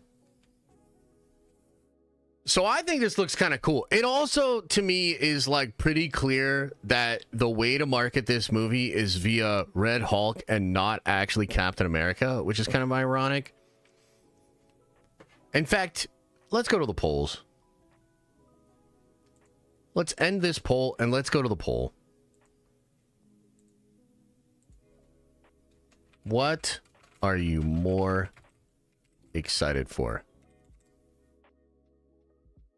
Sam, Captain America, Ross, Red Hulk. Yeah, Hulk with his eyes closed, probably because the sculpt to get the eye in there was too much. They were like, what if we just had him like closing his eyes? Yeah. So I think this looks cool, okay? Now, this actually generates kind of an interesting conversation. I believe this was revealed at D23 Brazil, which is going on right now. And the rumor is, guys, I'm going to let you know, the rumor is tomorrow at 2:30 in the afternoon, there's going to be a panel for Marvel Studios at D23 in Brazil. And I believe that is when you will get a new trailer for Captain America Brave New World. This is something that Daniel RPK has been talking about. So I think that is probably real. And so we will get a new trailer for Brave New World tomorrow. Rossi says, can we do a deep dive on the Red Hulk? I know nothing. I mean, potentially we could. You know what's kind of crazy is in the comics, they kept the identity of Red Hulk a secret. And one of the ways they did this was Ross had a mustache, but the Red Hulk did not. So all the more reason to be furious that Ross doesn't have a mustache in the movie. But, yeah, people didn't know who Red Hulk was for like years. I think it was 2 years of issues. And then it's like revealed that the leader and the intelligentsia creates him and stuff like that. Yeah, it's pretty crazy. They actually, I think they make him via, isn't it like World War Hulk? There was like that satellite, John, that like turned Hulk back into Banner, and they like siphoned off some of the energy, and they made a new super soldier serum, which turned Ross into the Red Hulk, I think. Is the bucket a spoiler? No, I don't think so. But, I mean, I am pretty interested in what's going to happen with Brave New World. Couple of reasons why.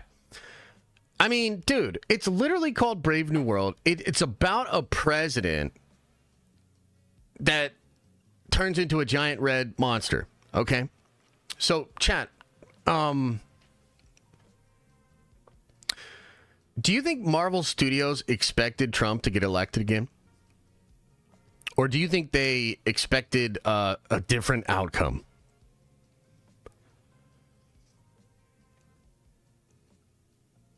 Like, when they made this movie, I think the idea of Trump getting back into the White House was like, it must have seemed impossible.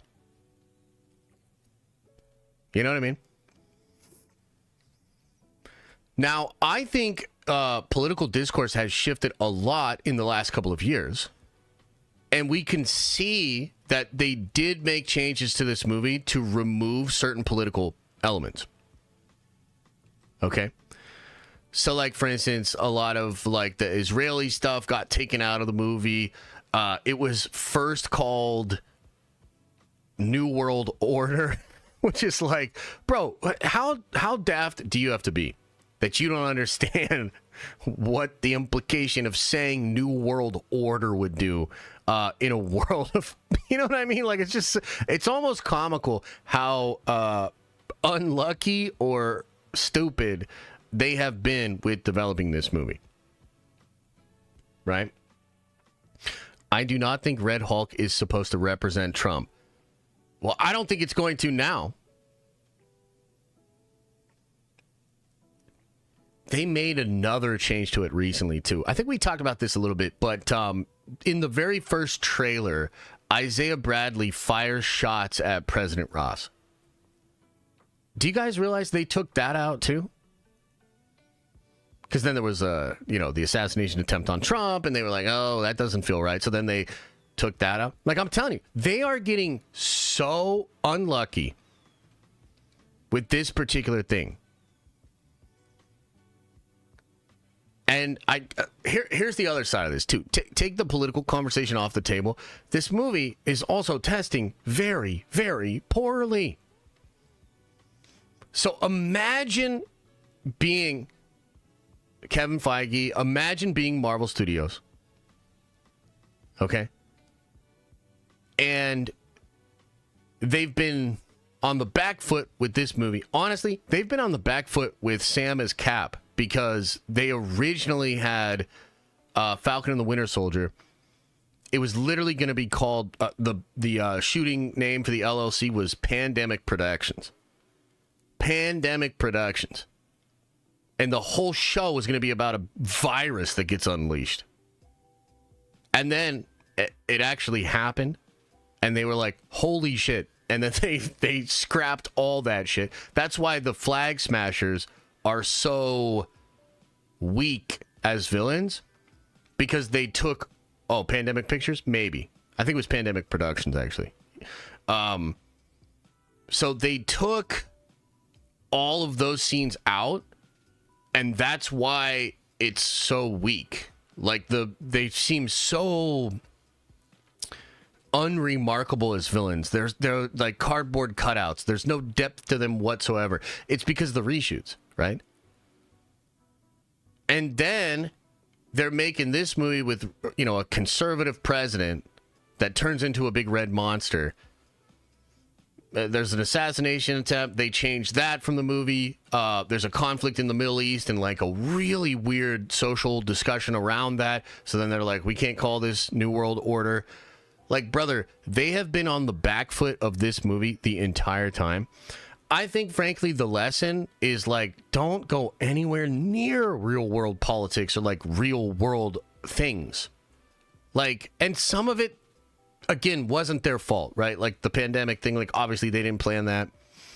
But even still, like, I don't know, like they probably look back on green lighting this movie and the concepts within this movie, and they're like, man, we probably shouldn't have done that shit.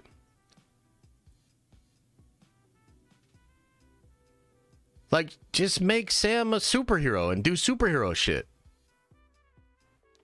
Yeah, and then that's another question too, right? Is the whole you need to do better senator bullshit? I mean, it kind of seems like people don't like being lectured to. Are they really going to have their new Captain America try to, you need to do better, Senator, all over this movie? I mean, bro, like this movie is a conundrum. And I think it's been made more so a conundrum because of what just happened this week. And I know we're not, we're not a political channel. We're not going to talk about politics. But I didn't decide to make the fucking movie about the president of the United States becoming a big red monster. I didn't decide that. Y'all decided that. Right? So, like, yeah, and Bade is absolutely right. This is also Kathleen Kennedy's fault. I'm not sure how, but I'm absolutely convinced that it is. So I really wonder, man. I really wonder because they're doing more reshoots right now. The movie has tested very badly. I think they really want this movie to be good. They have now spent probably close to $400 million on this thing. It's fine. You know what? It's probably going to be fine. Let's just move on. Let's just move on to the next topic. It's probably going to be fine, chat. It's probably going to be fine. No big deal. I am pretty interested to see what's going to happen. I think the new trailer tomorrow, it better strike a super fun tone. But at this point, it's like, I don't think you can really change the movie. Bro, they might be kind of fucked with this one. Like, maybe I'm circling the wagons here. Maybe it's time to just post up. I think they might be fucked on this one.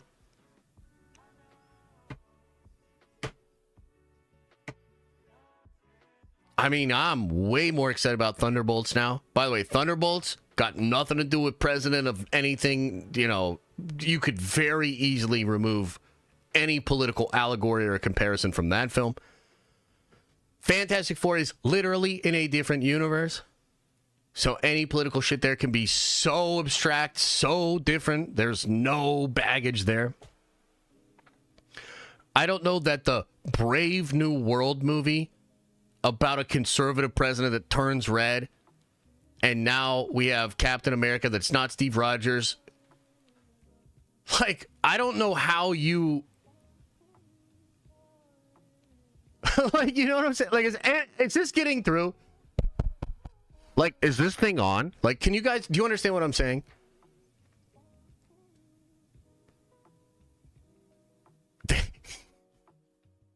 They have gotten really unlucky.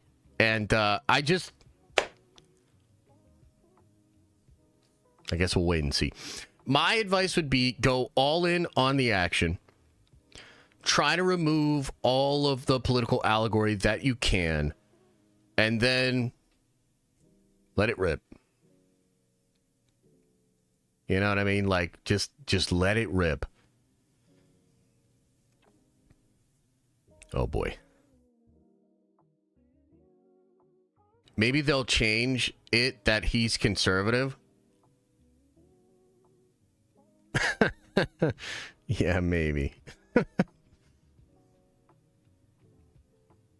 I mean, it's just so funny, man. He's literally... And by the way, they were going to try to drop that this year.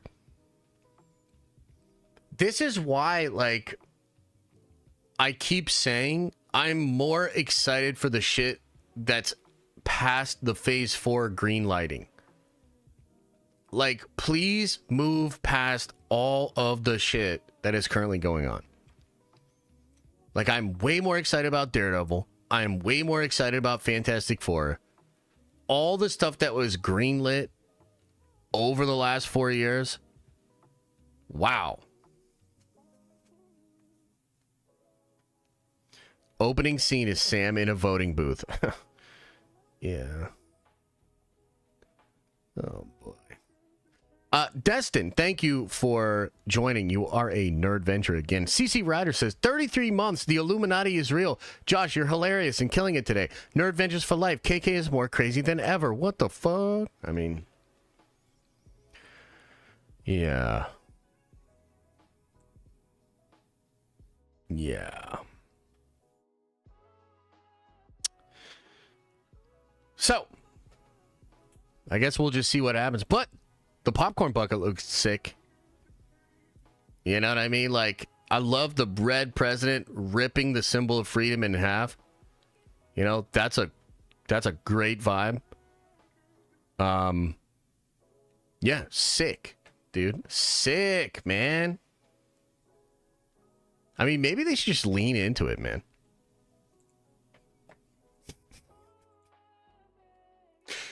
Oh, boy. Oh, boy. All right. What else is going on? Is there anything else we need to touch on today? I wanted to talk a little bit about the MTG Marvel. Or the... Yeah, MTG Marvel. Read your super chat? Okay. Brandon says, over under 600 million on this film. I mean, I think it'll still go over. I hope it'll go over. I desperately hope that it goes over. But also, like, if it sucks ass, like, they don't really have anybody to blame but themselves. Like, that's the other thing that's so weird is, like, it would be different if the movie was dope. Like, if behind the scenes the reports were like, yo, it's fire, people love it. But that's not even true. Like, it's really not doing well, man. Alex put out a new Spider-Man article. Yeah, I read it this morning. I didn't really think there was too much in there. like, I thought it was kind of interesting. He just kind of doubles down on some points that, you know, he made in the last one. I think he speculates about Venom, but there's nothing really to it. And I also think Alex is aware that the thing is in flux. So we'll see. Snyder reported a Joker TV show. A Joker TV show. You're talking about, like, for HBO Max, like a Penguin show, but it's Joker? I mean, that sounds instantly more interesting.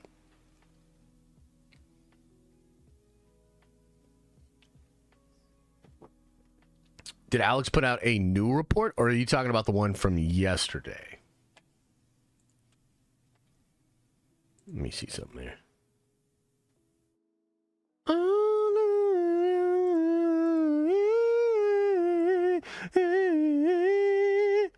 More Star Wars talk. W. Ray Skywalker says Justin. Bro, what the fuck? Just saw the news about the Joker TV show. Okay, now remember though, this is the Joker from Matt Reeves. This is like Barry Keoghan, I think his name is, with like the messed up face and the weird ass teeth and shit.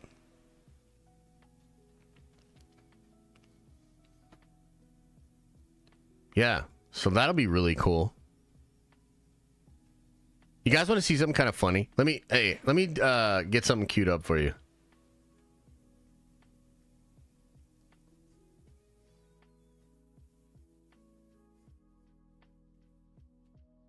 Hang on. So can I link?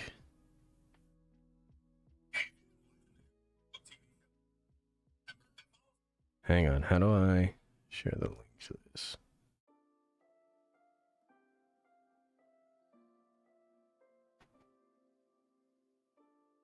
Link. Okay. Maybe some of you saw this. I think it was going viral, but I want to pull this up because it's really funny.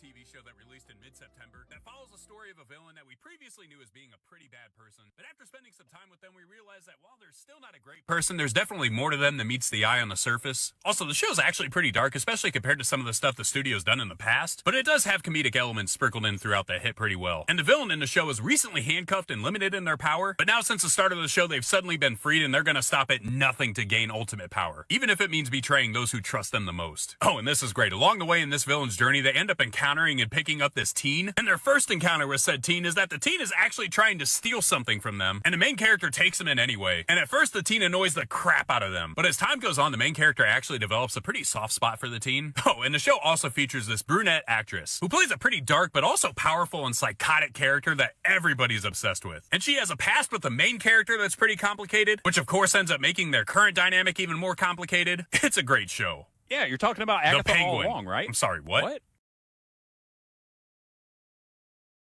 Hey, have you been watching the new comic book TV show that released in mid-September that follows the story of a villain that we previously knew as being a pretty bad person? But after spending some time with them, we realized that while they're still not a great person, there's definitely more frozen to them than meets the eye on the surface. Also, the show's actually pretty dark, especially compared to... All right, well, that shit didn't work. But yeah, no, I thought that was crazy. My buddy sent that to me. That's wild. It's crazy how similar those shows are, actually, when you think about it.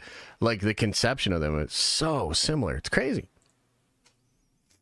C-Dub, I love what Star Wars is doing. No cooking it here. Wait, what?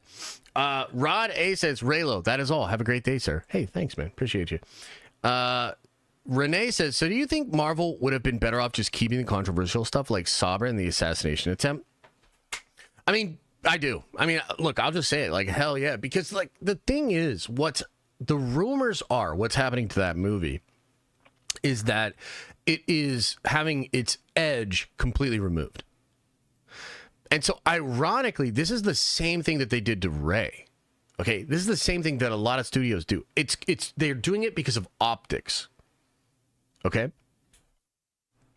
Like, they don't like the optics of, oh, we're promoting this, that, second, and the third.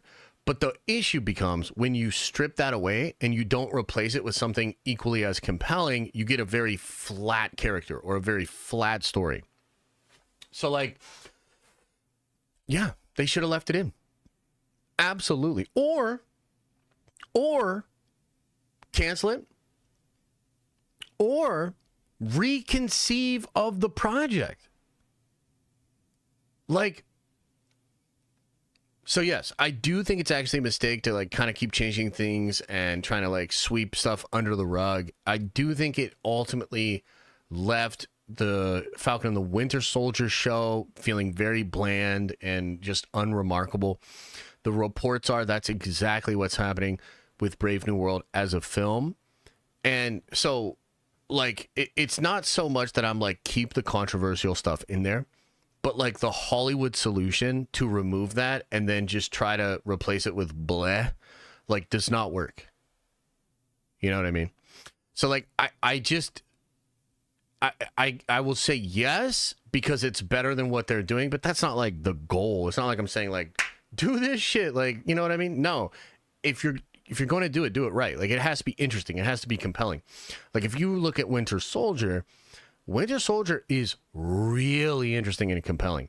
Civil War is another great example, because like, you could see both sides. Oh shit, he said both sides. Look, you could see the point in what Tony was doing. You could see the point in what Evans was doing. Both of them were flawed. You could also see that the points were flawed. But that's what made it compelling. That's what made it interesting. Imagine if like they were so concerned about the political messaging on the side of Tony and Cap, and then they both kind of came to the table and were just like really fucking bland and like a total fence sitter like me. Like, that shit's not interesting. That's not compelling. That's not going to drive you through a narrative. So it's not that one thing equals the other. It's the fact that they're not able to fully replace what they are removing with anything compelling and interesting. Let's see here. Ants Mans says, hey, Josh, did you see the article about the Mass Effect TV series being in the work at Amazon? Yeah. So we talked about this yesterday. I was initially pretty excited until everybody showed me that that was Avi Arad's kid that's producing that show. And I think it was some of the people that were connected to the Borderlands movie. Like, dude, that's like, unless somebody shows me a reason to get excited about that thing, I'm not going to get excited about the Mass Effect show. Not until I have a reason to be. Now, when I first saw it, I was like, yeah, dude, let's go. Mass Effect is great. As I brought up yesterday, I think the first movie has maybe one of the best stories in the history of sci-fi. Like, it's legit. It's legit.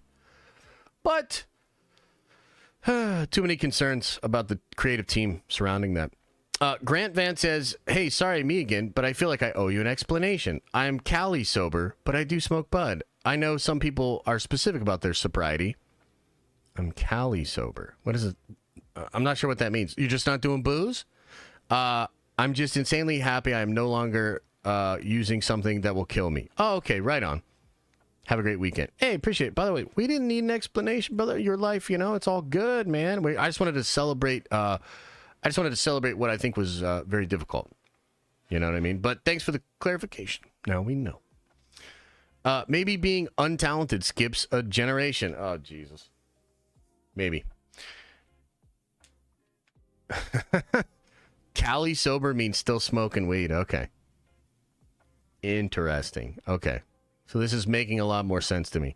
So this is why, like, all the Cali executives and presidents, when they have board meetings and they say they're sober, we get ridiculous ass ideas probably, huh? Very interesting. Josh, you going to the 79 Sixers game tonight? No.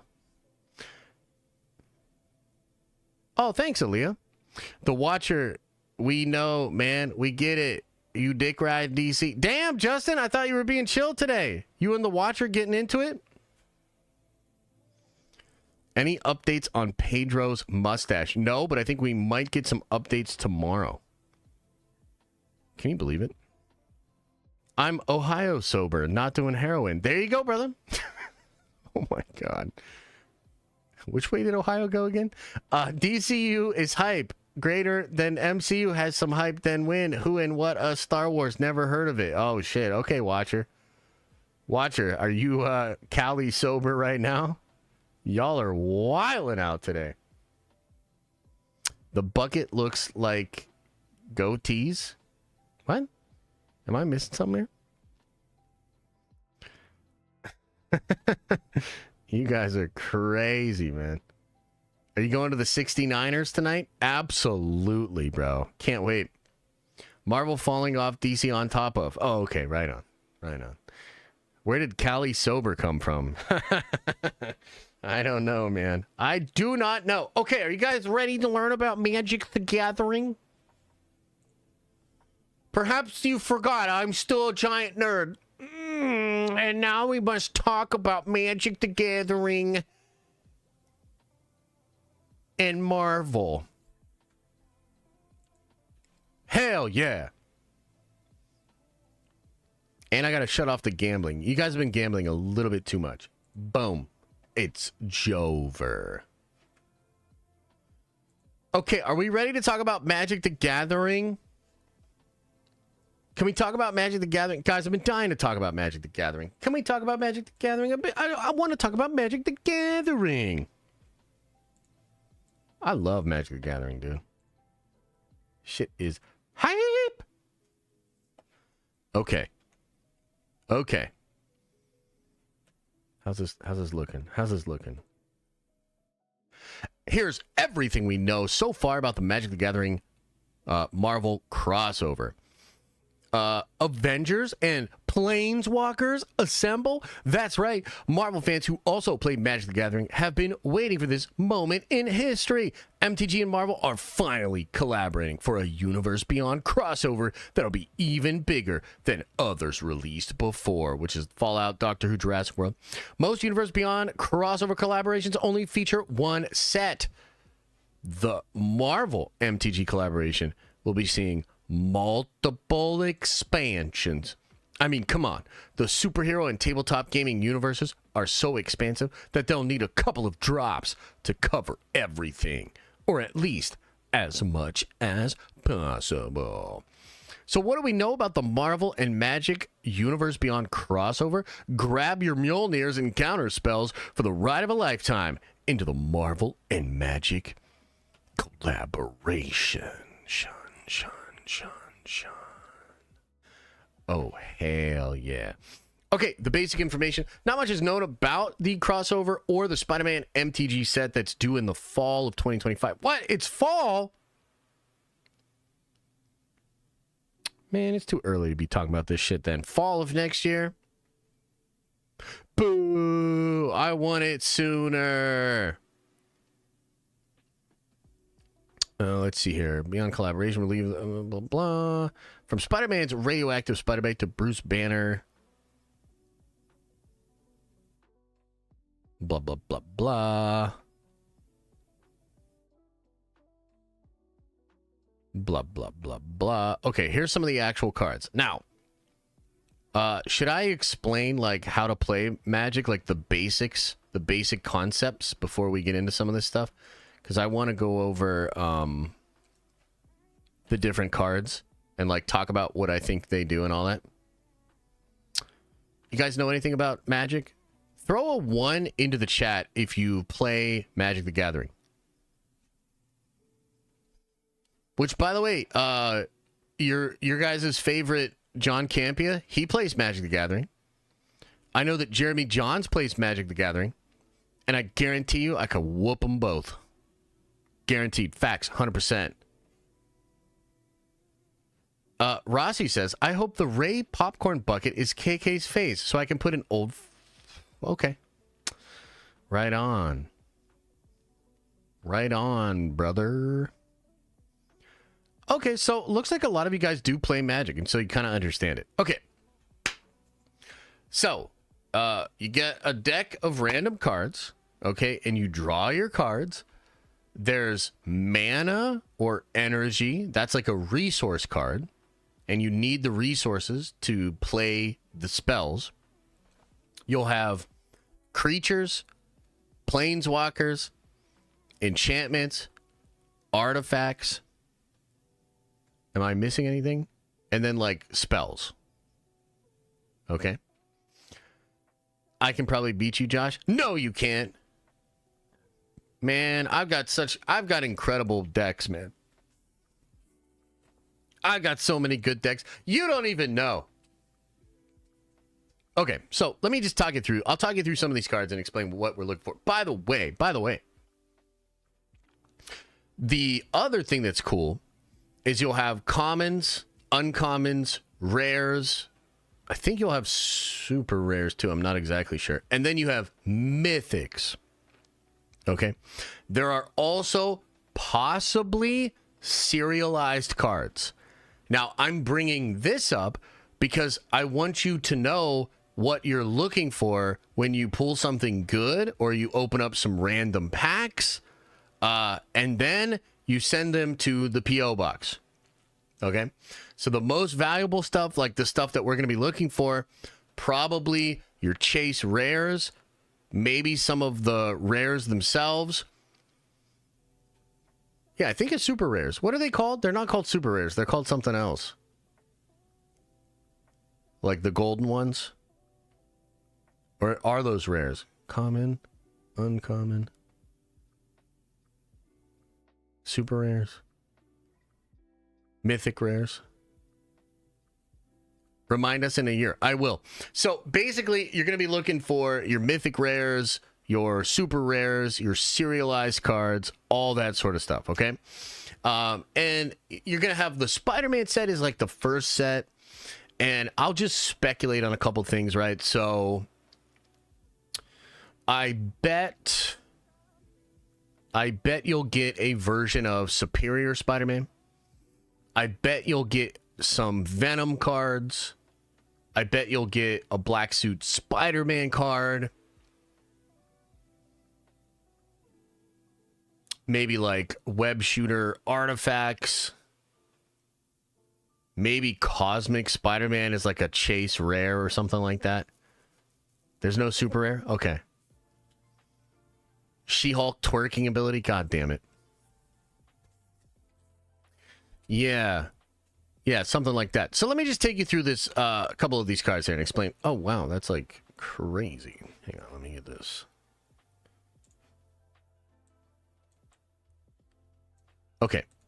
So you have this Black Panther Wakandan King card, okay?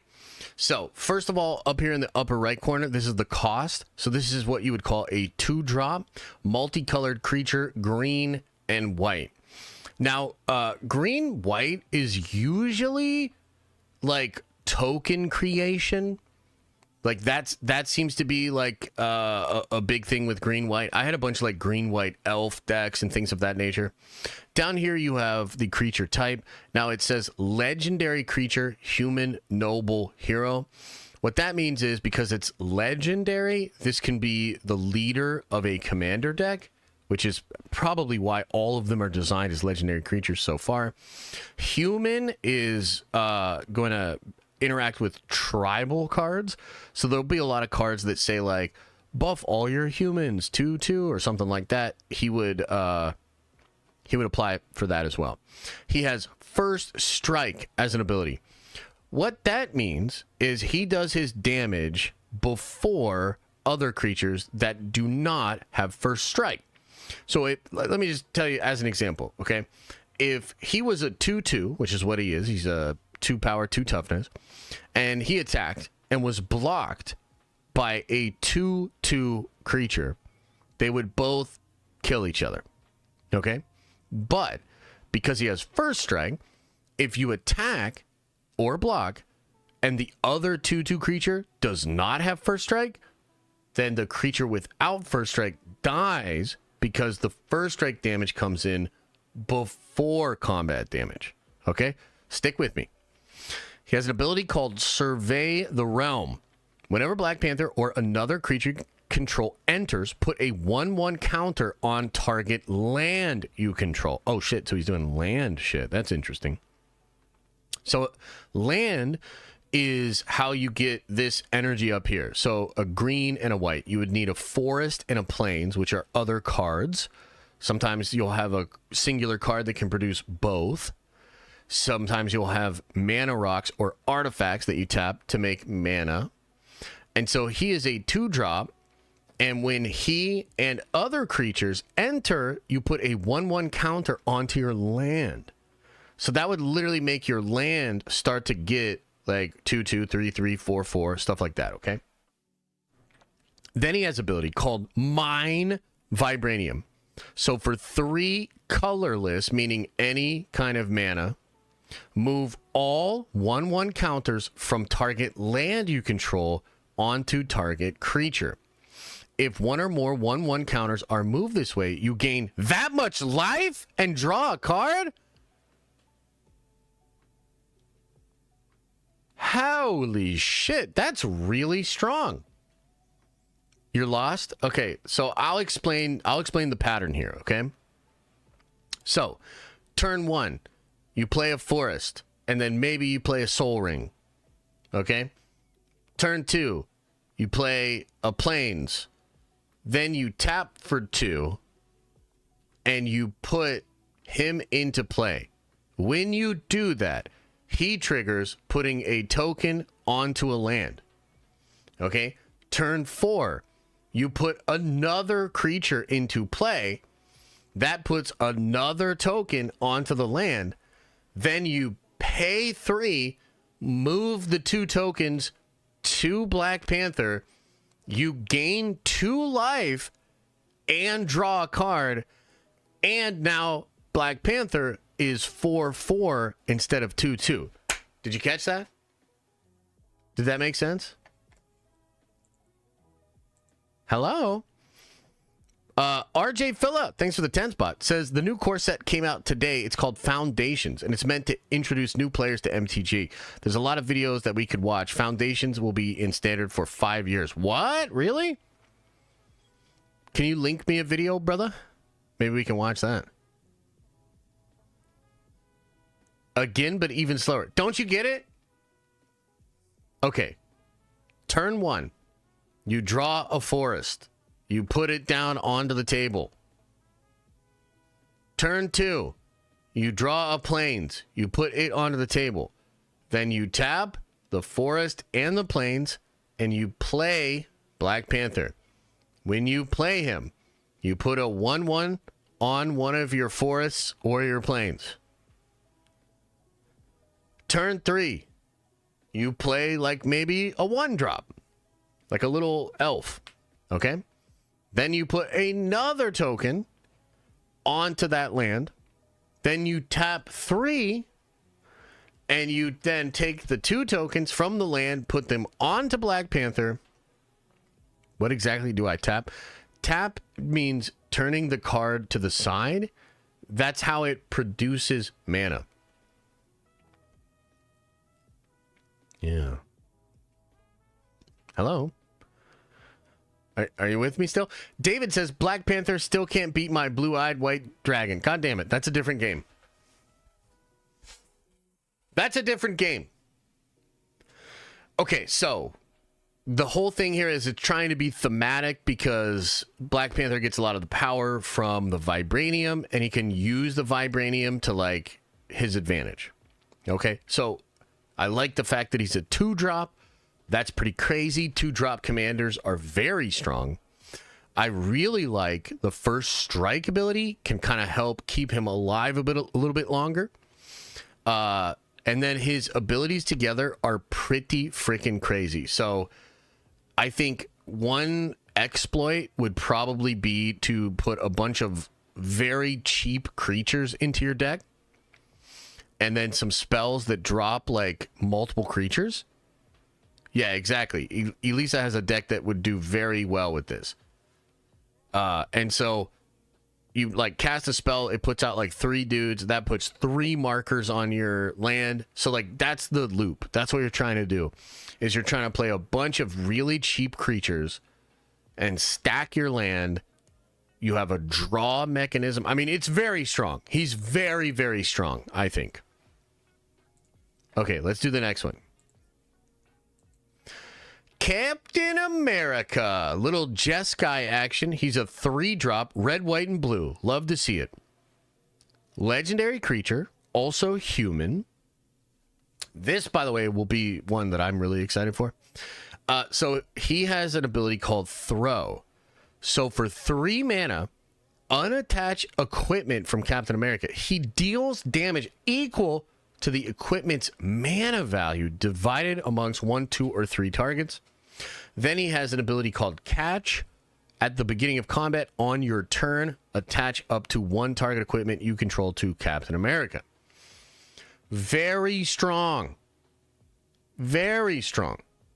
Okay, and by the way, there are ways to cheat out very expensive equipment, like, for free. So that's probably the gimmick, is like you're going to want to drop in like really, really expensive. I think there's like I don't know, there's like a 7 cost equipment. There's like 8 cost equipment. I have a ton of equipment decks. I love equipment decks. So yeah, this seems pretty cool. I will say though, I wish he had like vigilance or something. You know, 3-drop 4/4.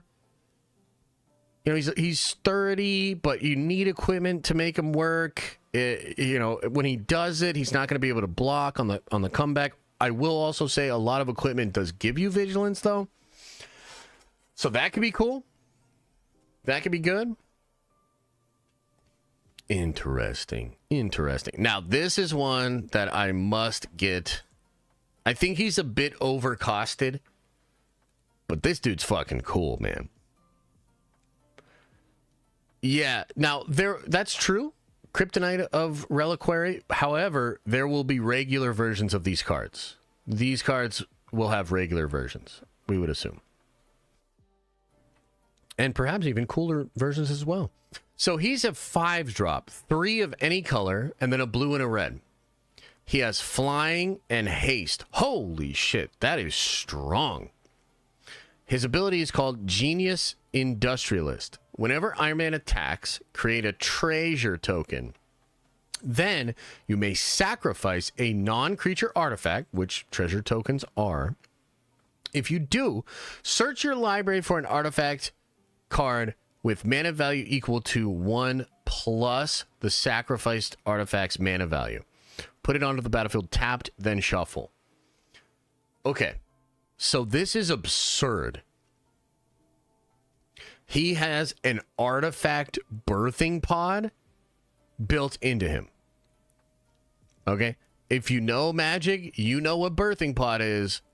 This shit is crazy.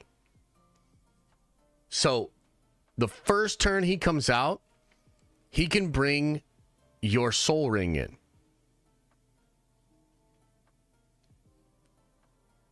That's crazy, dude.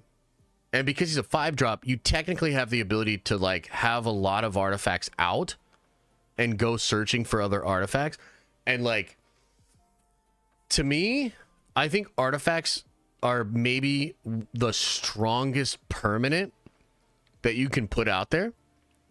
So like, dude, there's crazy artifacts. Like there's artifacts that say nobody can untap their mana.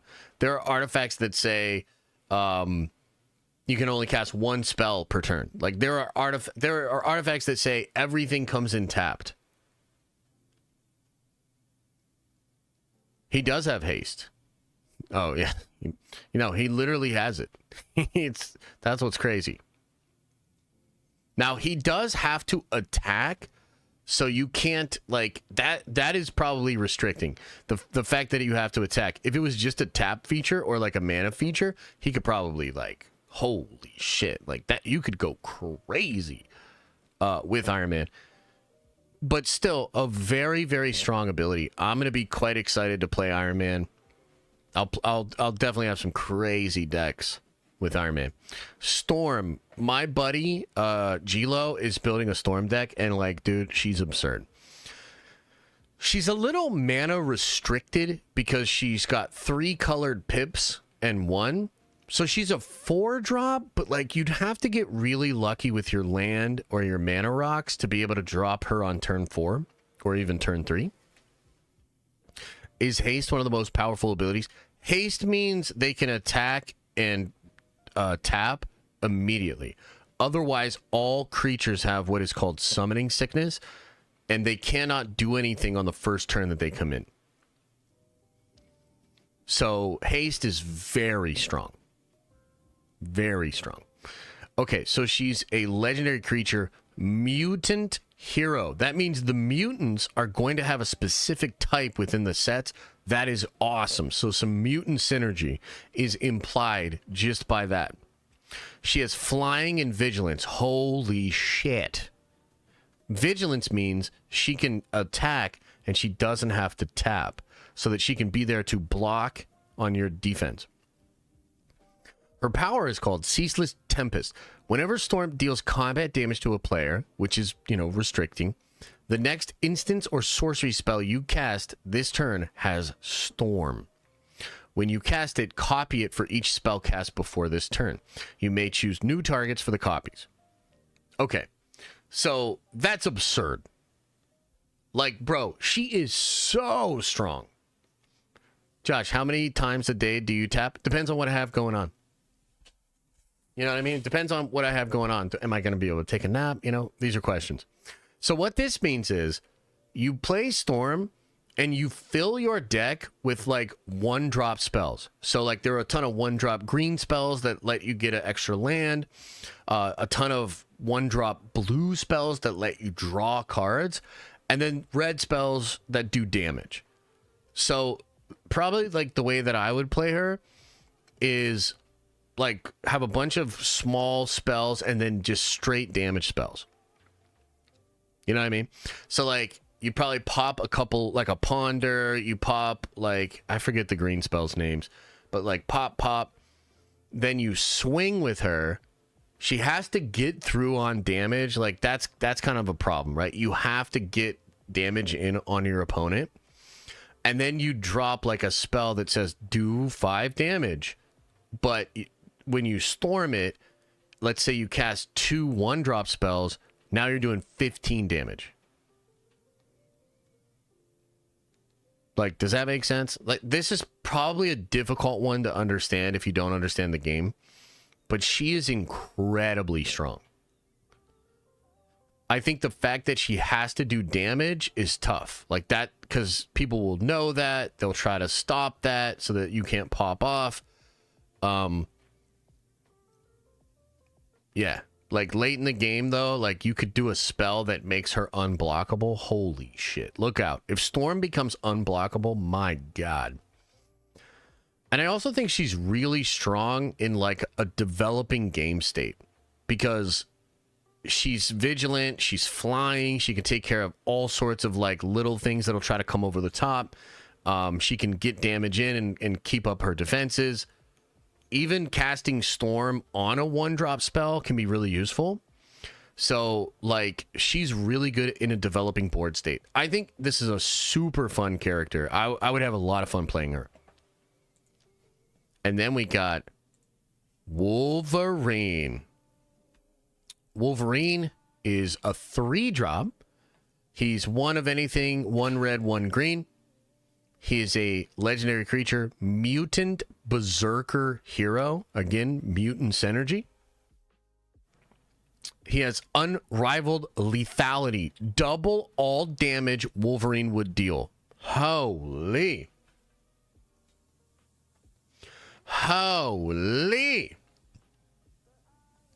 At the beginning of each end step, if Wolverine dealt damage to another creature this turn, put a 1/1 counter on him. Wow. That's pretty tough. And then he has regeneration for 1 colorless pip and a green.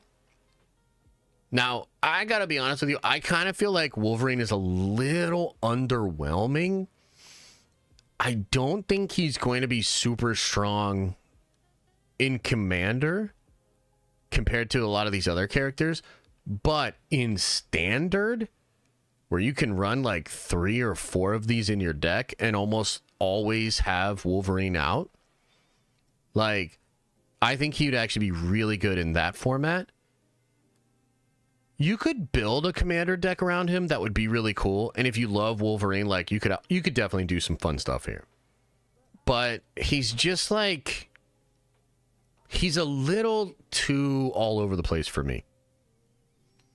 You know? Like, are your opponents really going to let that damage get blocked, knowing that they're just making him stronger? I don't know. Are they really going to try to kill him knowing that you could regen? Like, there doesn't seem to be as much play here. Like, it's basically super obvious. Like, what you're doing with this dude is kind of obvious, therefore kind of easy to stop. Whereas, like, with Storm or with Iron Man, like, sure, there are really strong things that you could expect, but there, you have no way of knowing what they're going to go for. Does that make sense? So, Wolverine, unfortunately, not crazy strong. And then the real reason that I wanted to talk about this is the article name dropped me. They're talking about, like, different things that could happen. And it says, the Den of Nerds hopes for a 5-color Planeswalker featuring Thanos with the Infinity Gauntlet. This card would add flavor to this crossover. Even though the Gauntlet has 6 Infinity Stones, there are only 5 color identities for Magic. The idea still works. The 6th stone is the mana cost of this Thanos Planeswalker. Could be a colorless mana. And there you have each color, much like the mana cost for... Yeah, exactly. Exactly. So this homie knows exactly what I'm talking about. And also, do you remember the One Ring from the Lord of the Rings set? Who wouldn't? Post Malone purchased it for $2 million. Avengers Super Friends comes to mind, a collaboration between Marvel and MTG. Get some Super Friend commanders, legendary artifacts like the Infinity Gauntlet. Hell yeah, man. There's just a lot of cool stuff they could throw in here. So some of the cards are out. They're kind of rare. They're kind of hard to get. And around next fall, dude, like, I'm going to go hard on this. I think the community will really like it. And if you guys pull really good cards, you can send them to the P.O. box so that I can be cooler than all my friends. That would be sick. Yeah, Rob, that's fair, but, like, you could pull really interesting stuff off. Like, it's just less predictable. Like, because you don't even have to do the deck that way. Like, here's one way you could win with Storm. Infinite turns. Infinite turns. So you could do a bunch of, like, small red spells and small green spells, and then you drop a big blue spell that gives you an extra turn, and you storm it for like 5, now you have 5 turns. Bro, if you get 5 turns in a row, like, you basically, people are just going to scoop. So, like, I think Storm has a lot more playability than Wolverine. You could also play it green. So, like, you could do a green spell that boosts the power of a creature, and you could storm that for like 3 or 4, and then all of a sudden you've got like a 20 or 30 power creature. You know what I mean? Oh, it's gonna be dope. Hell yeah. I'm excited. I'm excited! Where's the Doom card? Oh, dude, Scott, when we get the Doom card, I need it. I need it. I need it. Can you have as many cards in a deck as you want? Yeah. The Scarlet Witch one would be really cool too. So here's what I would say. You can have as many as you want, but you actually want the minimum. So whatever the format is, whatever the minimum is, that's what you want. And that's because you want to get to your combos as fast as possible. Like, if you could build a 4-card deck, you would. And then you'd have the exact 4 cards that you need every time to, like, do the thing. You know what I mean? So, in standard, I think it's 60 cards. So, you run a 60-card deck. Now, I have seen competitive decks that are higher than that, but it's, like, usually for a really weird reason. Like a particular combo or something. What if you stormed into Wolverine? Yeah, you could do that. Wolverine, like, is a legendary creature, though. You can only have out one of them at a time. Now, there are ways of getting around that, but, like, then you have to, like, do 2 things. But, yeah, man, I'm pretty excited. I would say that like, I really like Magic, and I also have a lot of respect for the designers. You know, like, there was Warhammer Magic they did, and, like, bro, it was just so cool the way they interpreted the Warhammer stuff into the Magic. And just looking through these cards, you're like, yeah, they get it. Like, they're doing it thematically. It's interesting. It's fun. So I think it's going to end up being real cool. What if Wolverine stormed Storm? Oh, shit. Now that's a tricky one. What if Wolverine stormed Storm? I don't even know what to think of that. Sounds good, though. I actually think having an all-mutant deck would be sick, dude. And then, like, imagine you have a mutant deck, and then your opponent has a Avengers deck, and then it's Avengers versus X-Men. You know what I mean? Godzilla cards were awesome. The Godzilla cards were cool. I have some of those for sure. Hell yeah. Hell yeah.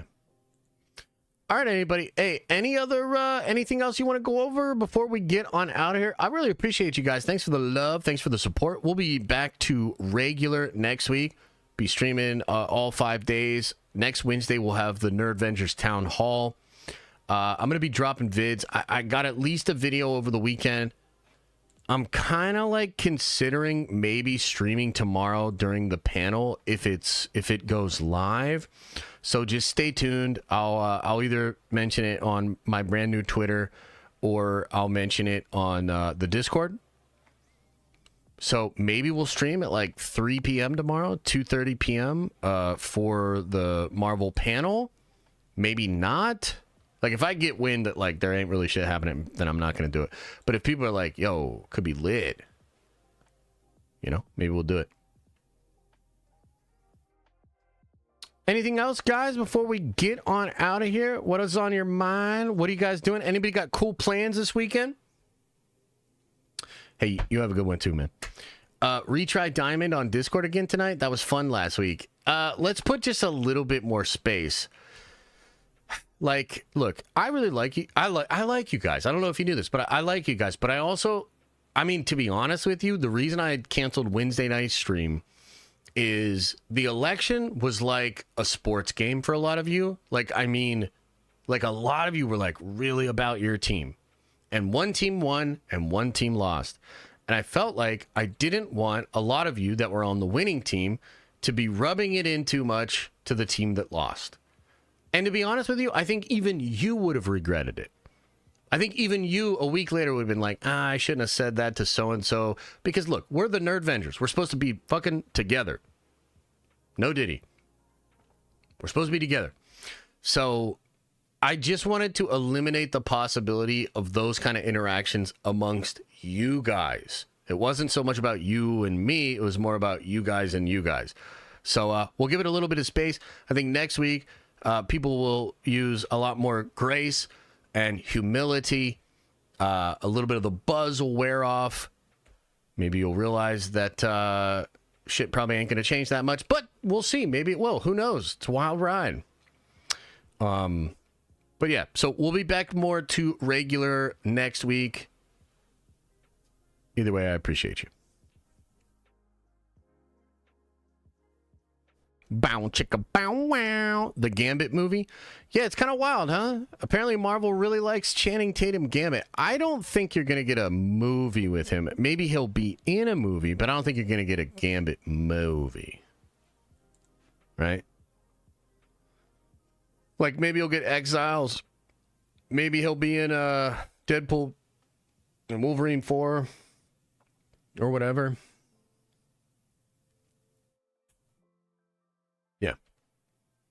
Yeah, we shall see.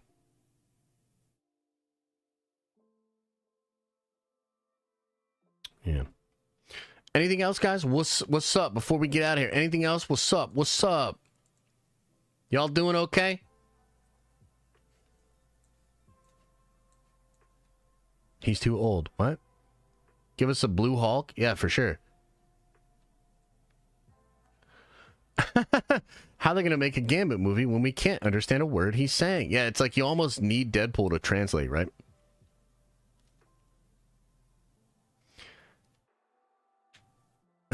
There's no us with There's no us with Papa Josh. You probably meant without, but yeah. Haven't played MTG in years. Hey, thanks, Ross. Yeah, I'll post on Twitter. I want to try to follow a bunch of people that I used to follow and stuff too, because I miss talking to Paul. You know what I mean? I miss talking shit in the DMs, so. Imagine Doom as a planeswalker. Oh, absolutely, brother. Now, I think you'll get a standard version of Doom.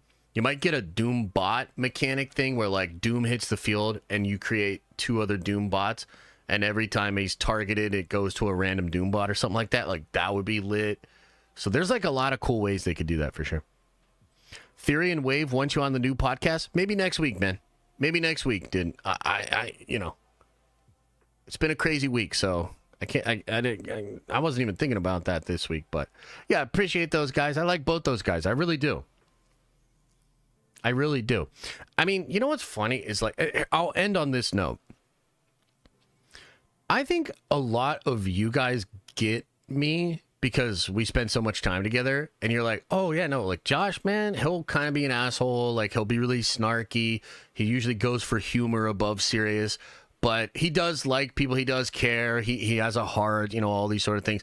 I think a lot of other people just don't get it. Like, they'll either hear me say one thing, or like I take a dig at one person, or this, that, second, and the third, or like, you know, make jokes about John Campbell looking at Toby's wiener or whatever. And like, people formulate this idea off of like one interaction, and they're like, that dude's not nice. But you guys know, don't you? You guys know I'm nice. Like, I got a lot of love for those guys, man. I think Stupendous Wave is awesome. I love Theory. Theory, you know, boosted my career on YouTube a lot with our relationship and the podcast that we did for years. You know what I mean? Yeah, but I just think that, you know, other people just get the wrong idea or have like a wrong impression. Yeah. Some people have no sense of humor. Yeah, or some people just, they don't get my sense of humor. You know what I mean? Like, I really like to dig and stuff. I mean, even amongst Chris today, right? Like, Chris made like a fairly benign point defending Kathleen Kennedy, and I went super hard on him, but not like super hard on him, but like I had to object to that because fuck Kathleen Kennedy. You know what I mean? But it's not fuck Chris. It's like, I gotta be me. Yeah, that's a good way to say it. A snarky rascallion. That's a good way to say it. I don't have proof that Josh has a heart, though. Well, all I need to know, Justin, is, are you ready to get this ranked, man? When we get into Marvel Rivals? Because I got to be a professional Marvel Rivals streamer now. Uh-oh. Does Stupendous Wave like Penguin? Never mind, bro. I can't go on that show.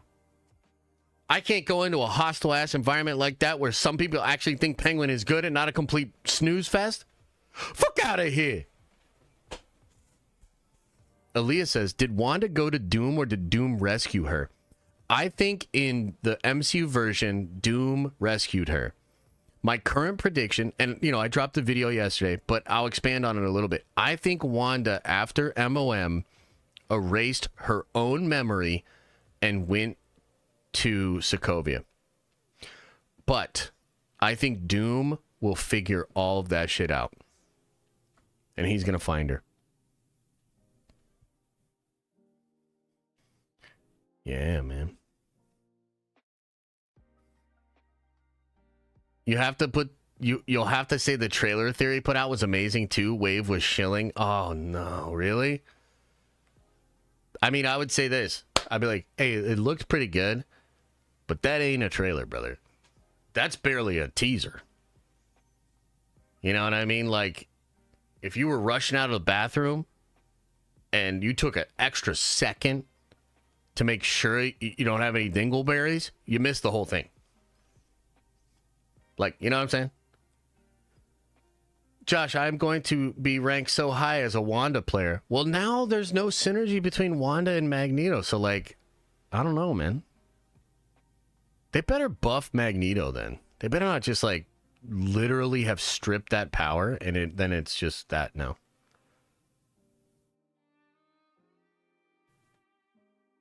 Yeah.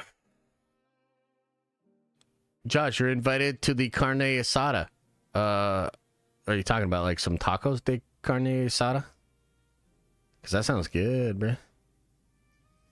Wave called it just a taste. I'd call it a whiff. You know what, Jimmy John's, where they say smells are free? That's what that trailer was. I'd call it a whiff on the wind. Like if you're a little congested, a little under the weather, stuffed up, that shit ain't doing nothing for you.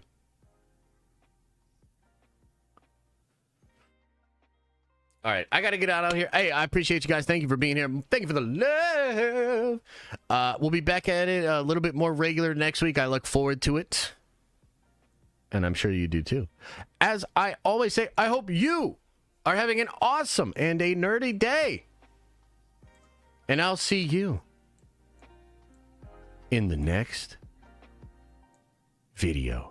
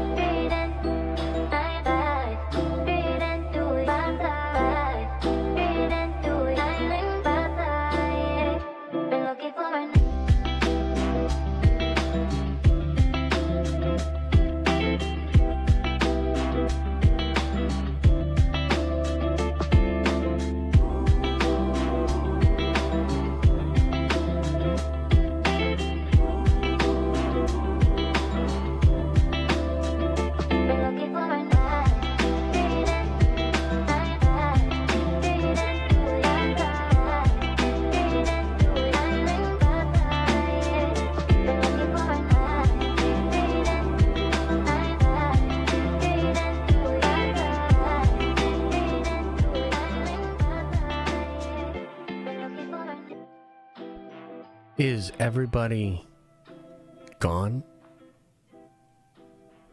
Did everybody leave?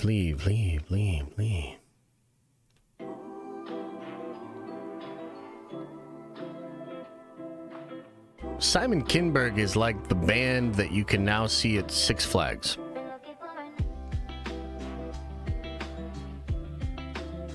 Simon Kinberg is like we have Ryan Johnson at home.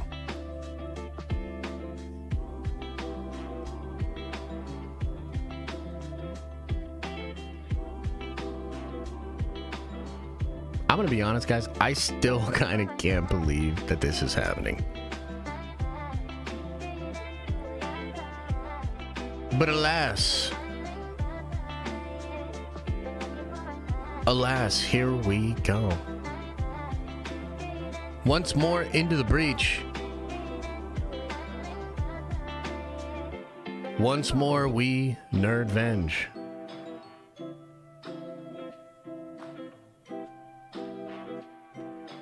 And we'll do it like we always do it.